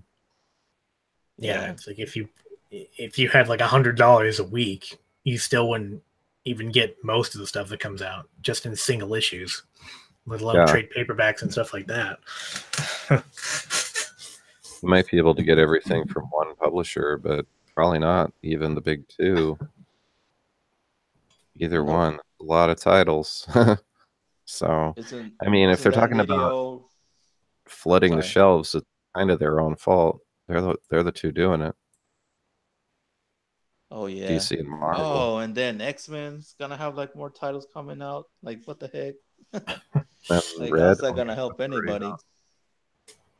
Yeah, it's just focus on making one good X-Men title, not 4 or 5 really mediocre ones. Yeah, it's silly. Got blue, gold, astonishing, red, and soon black, and they're doing some kind of like doing some kind of event thing with Ed Brisson. It's like just focus on a thing. Don't try to do a whole bunch of things when you're not doing any of them well. Yeah, DC needs to chill with their Justice League too, because they got like the Justice League Magic or whatever it's called now, and then they got the space one coming out. Odyssey. Like, yeah, I'm like, just calm down. Don't start doing too much, please. Yeah. I can get Justice League Dark. I can understand because when that started at the New 52, and that was one of those things like it's a good idea in theory, and they were just never able to do it quite right. So it's yeah. But it's one of those things that there's a lot of groundswell of support for it. If they did it right, it would be really popular. But they didn't do it right before. I read the first issue. I don't know. It could go in an interesting way, but it just like I don't know if the lineup they have is exciting enough though. Yeah. I mean it worked well for them, didn't it? I mean, they also made a Justice League Dark animated movie. Yeah, I know a So lot of. Well, that one was based on the New 52 one. The new one is like it yeah, has Detective Chimp and Man Bat in it. It's like, who's gonna yeah, care about that? And Wonder Woman leading the team. Yeah, Wonder Woman is that one kind of makes sense because she does have that mystic angle, and it actually makes it so that it's a real Justice League team rather Yeah, than before where yeah. Justice League Dark was just it was just the title of the book. It's not what they were really called. But hmm Isn't Satana also in there? As long as we get more Satana, I'm also happy. I think so. Actually, yeah, she doesn't have the Yeah, classic costume, which annoys me. But yeah, she's in it. yeah. Man, there's just a lot of characters that need to come back and get their like own titles, but it's really hard, unfortunately. Yeah, I think they're trying this like it seems like that's kind of what they're trying to do is bring back every character and they're just going to be in like weird team books that don't make any sense. So it's like it on the one hand they are trying, but on the other hand I'm not sure that any one character is going to get the time that their fans are hoping for.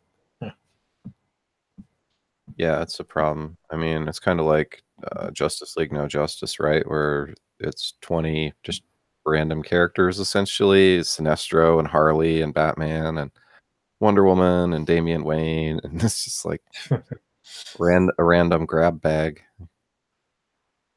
Yeah, they definitely need to work on the stories because right now I'm just picking up all the Tom King and I'm also getting the Bendis stuff, but mostly the main reason is because the art is pretty cool, Yeah, but the story is like, oh man, no hope. it is. It is some nice art. Yeah, some really good stuff for sure. It's Even some of the covers and stuff. Yeah, it is. It is kind of a waste. it's Lee Weeks and Joel Jones, right? That did most of the art. Lee Weeks Uh, with Tom King on Batman, I thought. Oh, what am I? Well, I thought that's what you were talking about. Oh, my bad. I think we Okay. were talking about Bendis Superman. Oh, that. Yeah. No, that sucks. Yeah. But they brought back the Nuclear Man, so it can't be all bad, right? And the crazy thing is, the art, even on that, is really good. You know, it's just it's too bad. yep. It's like, why DC? Why? And now he's bringing in all his weirdo friends, like G. Will Wilson's going to be writing Wonder Woman, and a whole bunch of other like new talents coming into DC so that they can write the same mediocre stories that they did at Marvel. Yay! Yeah, I thought James Robinson's Wonder Woman was all right too. I don't know why change it. It did 50,000 ish. Yeah, it broke 50,000 in July, so that's pretty really good for Wonder Woman. Usually Yeah. in the mid 30s. So I don't know. We'll see how the new writer does, but in my opinion, they should have just left it alone. That title was doing pretty good. And No, she's don't. Poor James Robinson can't get a break, man. He's Yeah, done a I lot of know. freaking stuff, and it's like hardly anybody reads it. Yeah, they move him around from title to title, but I think he's pretty solid. He was doing pretty Yeah, good with Wonder Woman. It was a good run, but we'll see what happens. I don't know. for sure. I don't know. Yeah, it's just a wait and see kind of thing. It's like it's like putting what's his name, Ta-Nehisi Coates in Captain America. It's like, yeah, it might work, possibly, and then you actually read it, and I allegedly anyway, I haven't read it, but apparently it sucks. It sucks in exactly the same way that people were predicting it was going to suck. Could be. Yeah, I have a feeling that a lot of the talent that DC is going to try to bring in the next couple of months is going to work out the same way. I don't know what DC is thinking lately. It's kind of like, I don't even know. I'm not going to stick up for everything they do, though. Yeah, it's like, let's have Zoe Quinn write a title. Yay! Yeah, Zoe Quinn. the whole Vertigo line right now is kind of looking sketchy, other than Brian Hill's book, right? Yeah. Brian Hill, since he writes Batman or Detective Comics, I've actually got some faith in him as a writer, but I'm not so sure about those other like 6 titles Yeah, and from the Vertigo. All those new books, they don't look too good to me. the preview pages for that Border Town came out and they look terrible. It's like this looks exactly how we expected it to look. It's just yeah. Well, the art's pretty low quality too. It's like Dynamite level at best, and that's not an insult to Vampirella blog, who's in the chat. You know, I love Vampirella, but Dynamite's art past couple of years kind of fell off. Like they aren't living up to their IP. Like they need to put more money into the interior art. Huh.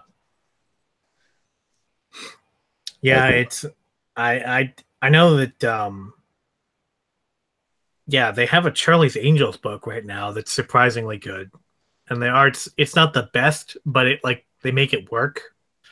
Like it's kind of simple, but it sort of works in the context of the story. But yeah, like most of the and they had David Finch had something to do with the Xena series they had. Huh. I don't think he did the art on it, but he like did some of it. But other than that, it's like yeah, no kidding. Yeah, Yeah. his wife is the one. His wife is the one who wrote Cena, I think, David Finch. Oh, maybe that He was was it. only doing the covers. But as far as Dynamite goes, I only have like one Magnus book. I got the Lone Ranger that has like the Cassidy covers. I got a Flash Gordon omnibus as well, and I have one titled The Black Bat, which was written by one of the Flash writers, Gelato, whatever his name is. I got those, and those have pretty cool art, but that's about it. And Vampirella and Dawn crossover. Oh yeah.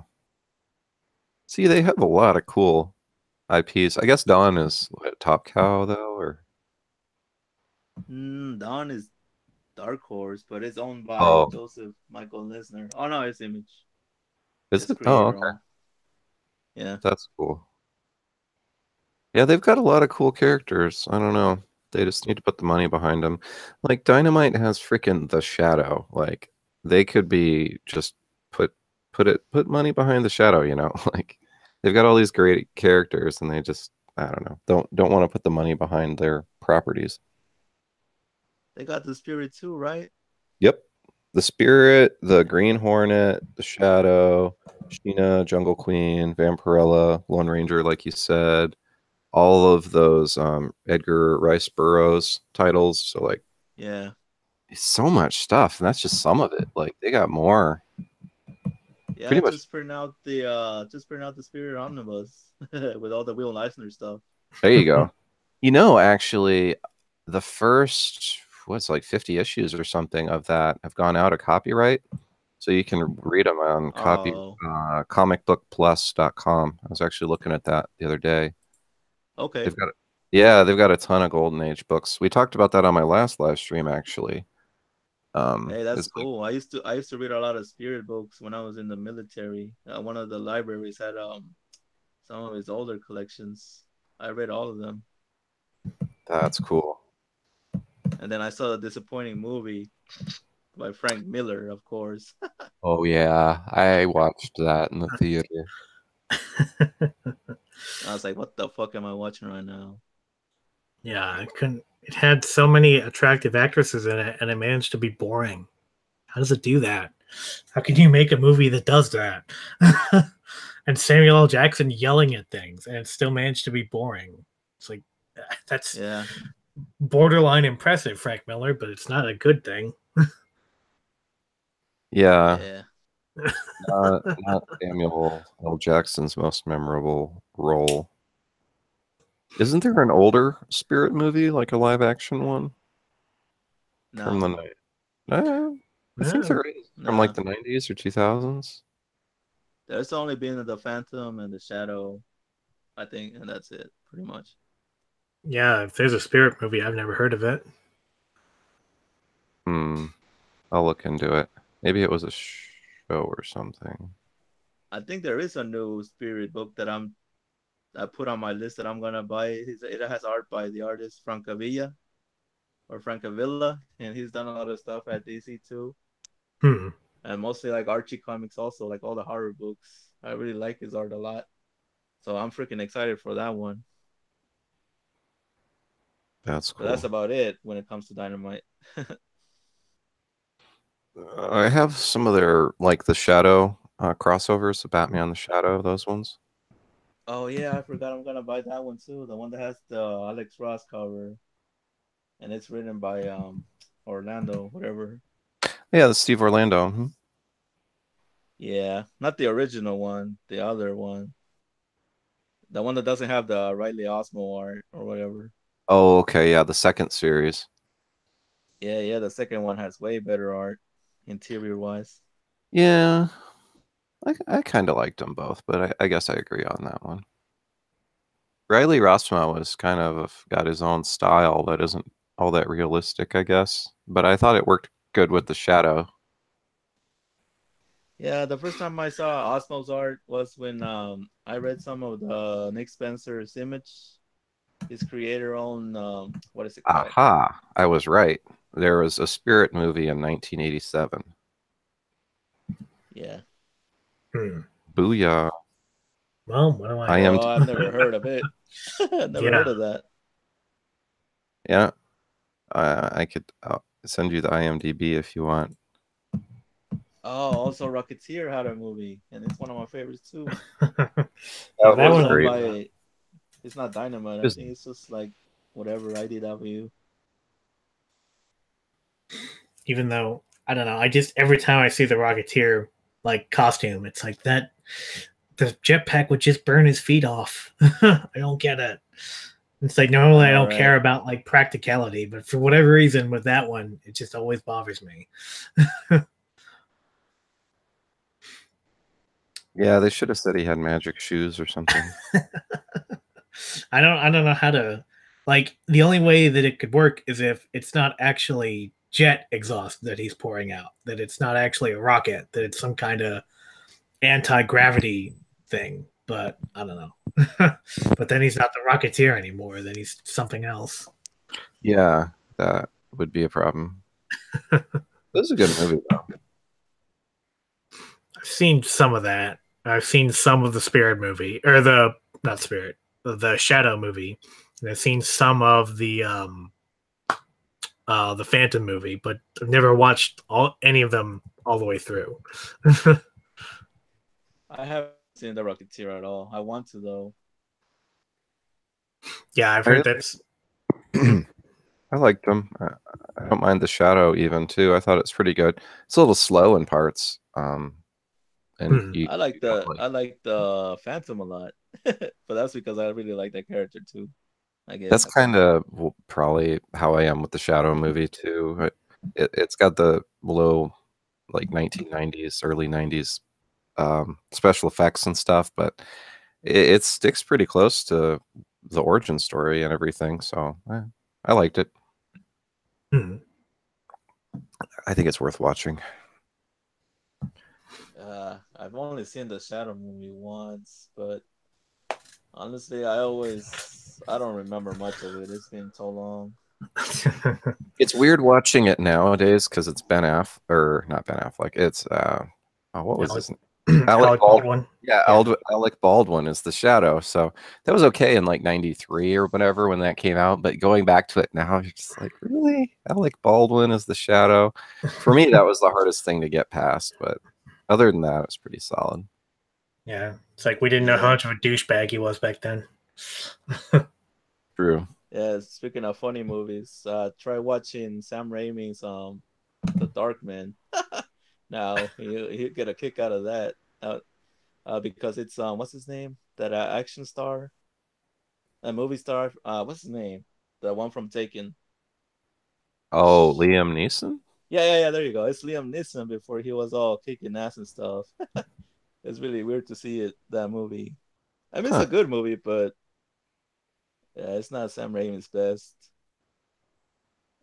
I'll have to Well, still check it better out. than Spider-Man 3, but what isn't? Ooh, old Spider-Man 3. The emo dancing Spider-Man. The most underrated Spider-Man movie ever. Oh Fight me. man, Yeah. that Venom though, man, like what the fuck? I don't know. Like, I don't have this like love for Venom that some people do. So for me, it was kind of interesting that he was a darker version of Peter Parker, like the super like basically the school shooter version. Yeah. It's like if Peter Parker is the quintessential like beta male, then this version of Eddie Brock was like the loser, loner type that ends up going crazy. I thought that was kind of an interesting dynamic, but I get that people that have been reading like Spider-Man since like the late '80s when it came out, I get that that wasn't their Venom, but and you get like it's basically a completely different character because it is, but I kind of thought that dynamic was interesting. Yeah, man. When I was a kid, I used to love Sam Raimi's Spider-Man. I saw it when I was like what 11, 12 years old or something, and then I recently watched the new Spider-Man Homecoming, and to me that's like far more accurate, at least to the Ultimate Universe Spider-Man. I really love it, and it gets like a lot of hate, but I mean that's just my opinion. Yeah, Well, I think like the same. Maguire ones, the first two, anyways. Yeah, I think those are probably cheesier than I remember it because it's been a while since I've seen them. But Homecoming would have been a lot better if it had just dropped some of the like Disney Channel humor elements to it, the goofiness. Because it's like Peter. Because like early Peter Parker was never really like goofy the way that he's portrayed in that movie. So it's like neither was he as much of like a loser as he was in the Sam Raimi movies, but still. Yeah. Weird. Admittedly, I've never like read the ultimate version that you were talking about. It's like I've only read one or two issues here or there. I know it's like I know when that came out, it was a big deal. It was, Spider-Man for the modern age, and they probably did take a lot from that, but I didn't read it, so I'm not really sure. I mean, it doesn't hold up too well. I mean, I think it still does pretty. Man, like if you want to read a good Brian Michael Bendis story, you definitely gotta read Ultimate Spidey, and also his Daredevil and Alias, because everything he wrote pretty much after 2010, I'm like, I mean, I try to enjoy it, but it's like, damn, man, like you don't give a fuck about continuity or anything anymore. Like, Jesus, I'm still wondering how he got like Eisner Awards and all that, but yeah, those awards are rigged. I think like they used to mean something like back when they were giving them out to Alex Ross and people like that. Maybe this year it kind of got back on track. Like I think Mitch Gerads got one for freaking Mr. Miracle. So it was nice to see someone actually earn, get one that they earned. But yeah, the last couple of years it was really weird. The ones they picked were like, okay, you didn't pull the audience. Tom King got one for his Vision, and I don't like Tom King that much. Yeah, he got one for. That's funny because you said you're buying all his books. but Tom King is really cool when it comes to like depressing characters, I guess. Yeah, he's got that down pat. That's kind of his shtick. He should write a Superman story, because I remember the short thing he wrote on AC-1000. I was really impressed. Yeah, that was good. That was a good story. I guess he's writing that Heroes in Crisis that's got Superman in it. Oh yeah, I forgot about that. It's about a superhero mass shooting or something. That's what it sounds like. And one of them dies, and everybody's like broken up about it. Huh. But they kind of put on the cover basically who the potential victim will be. So it's like either going to be Roy Harper or Kyle Rayner or Booster Gold or Harley or Cyborg. Or I think there was a more. They're not gonna kill off Harley Quinn. No, no one thinks they are. Right now, most people think it's going to be either Kyle or Roy. I think it's gonna be that, unless he's in the cover. Isn't it gonna be that Green Arrow dude? Like nobody cares about the one with the mask, like the whole mask, whatever, the Hispanic guy. Roy Harper, and No, Red Arrow? the Hispanic one. I don't Green even. Lantern. Simon Bass. Oh, There Green. you I thought you go. said Green Arrow. My bad. You go. No, they didn't have him on there. Those were pretty much the choices. Of course, I never gave a shit. But still. Yeah, his backstory is so weird. It's like he was somehow accidentally caught stealing a truck that was going to be used in a terrorist attack. It's like, and so the authorities brought him in because they thought he was a terrorist. Where it's like, even if you're not, that's not the kind of thing that normally happens to people.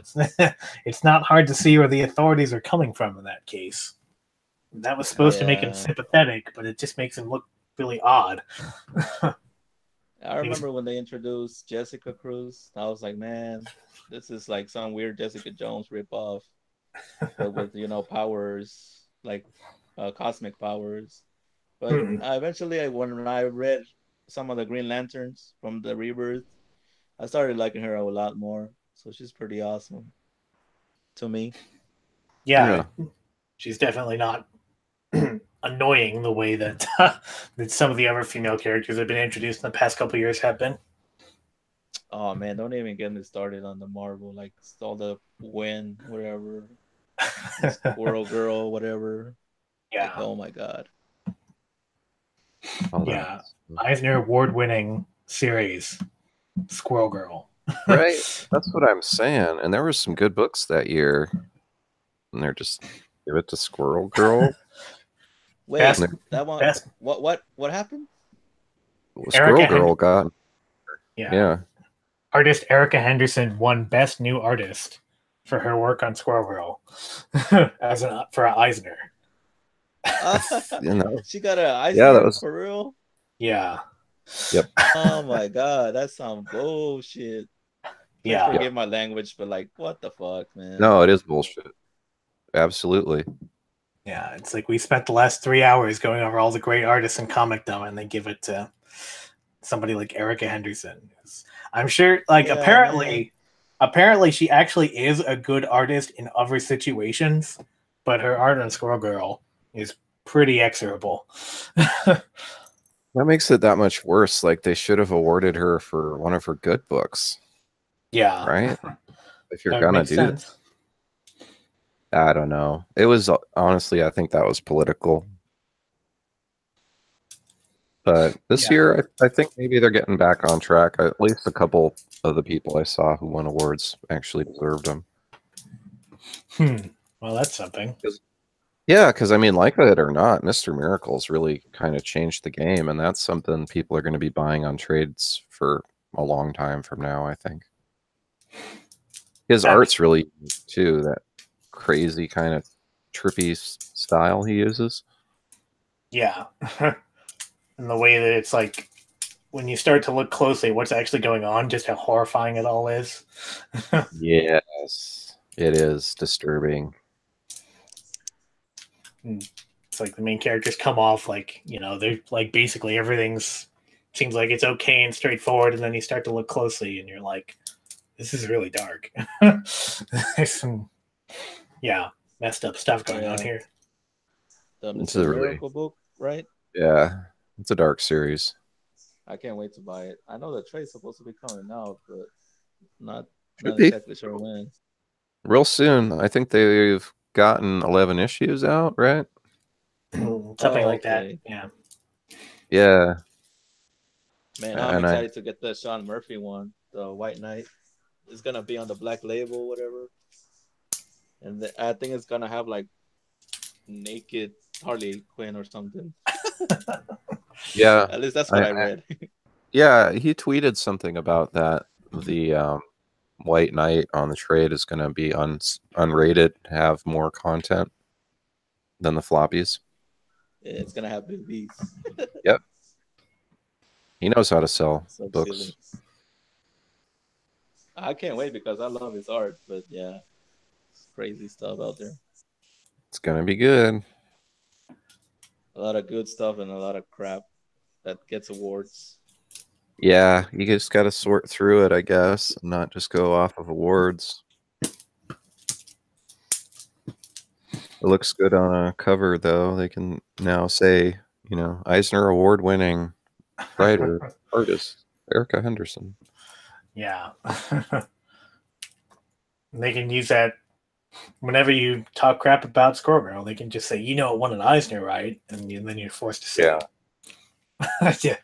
Doesn't prove that she's a good artist. It proves that the Eisners are doing something stupid. Yeah. That's too bad. They're not living up to the name of Will Eisner. Yeah. Like, oh, you know, speaking of Spider-Man, earlier we were talking about like the new series by Nick Spencer. I forgot the artist was doing like the entire, well, he did most of the Invincible art, and I really love Invincible. But I heard people complaining that his Spider-Man art is not really that good at all. What do you guys think? I actually saw him because I actually saw a thread where somebody was talking about that on Twitter, and he actually jumped in on the thread and he was like, yeah, the art's not quite the best I've ever done. And basically I felt he basically said that it takes a while to warm up on a book, that like it can take like an issue or two to get into a into a groove. So there's some panels from the first Nick Spencer Spider-Man issue that they look a little rough, and he was basically saying that it's not my best work. I'm going to admit that straight up, and hopefully that you'll like the work that I do later. So I thought that was actually pretty classy of him, that he took criticism well, which is something you're seeing less and less of recently. Yeah. Yeah. Some artists they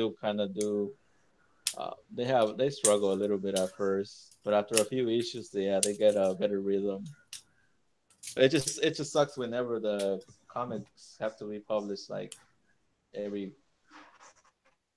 2 weeks or whatever. Yeah, and yeah, I remember John, like, I think Axel Alonso, like, when he first became editor-in-chief, he said that he made a point to basically say that they weren't going to promote the artists as much as they used to. He thought that the era of the superstar artists, people like Todd McFarlane and Rob Liefeld and people like that era was past, and so now you basically are just left with getting commercial art out as quickly and efficiently as possible, regardless of whether it looks good or not. And I think that was a decision he seemingly made fairly early on in his as editor-in-chief. And even though he's not editor-in-chief anymore, it's something that continues as part of the culture there. Oh, that's kind of dumb. Yeah. Something that's stuck. It's like DC, like, they do a lot of weird and sometimes questionable things too, but it seems like one of the things they've really emphasized is art design and art direction in their books. So they have like some of the really well-known artists in the industry doing top books. They have stuff, and they actually like emphasize people doing well on it rather than just rushing it out.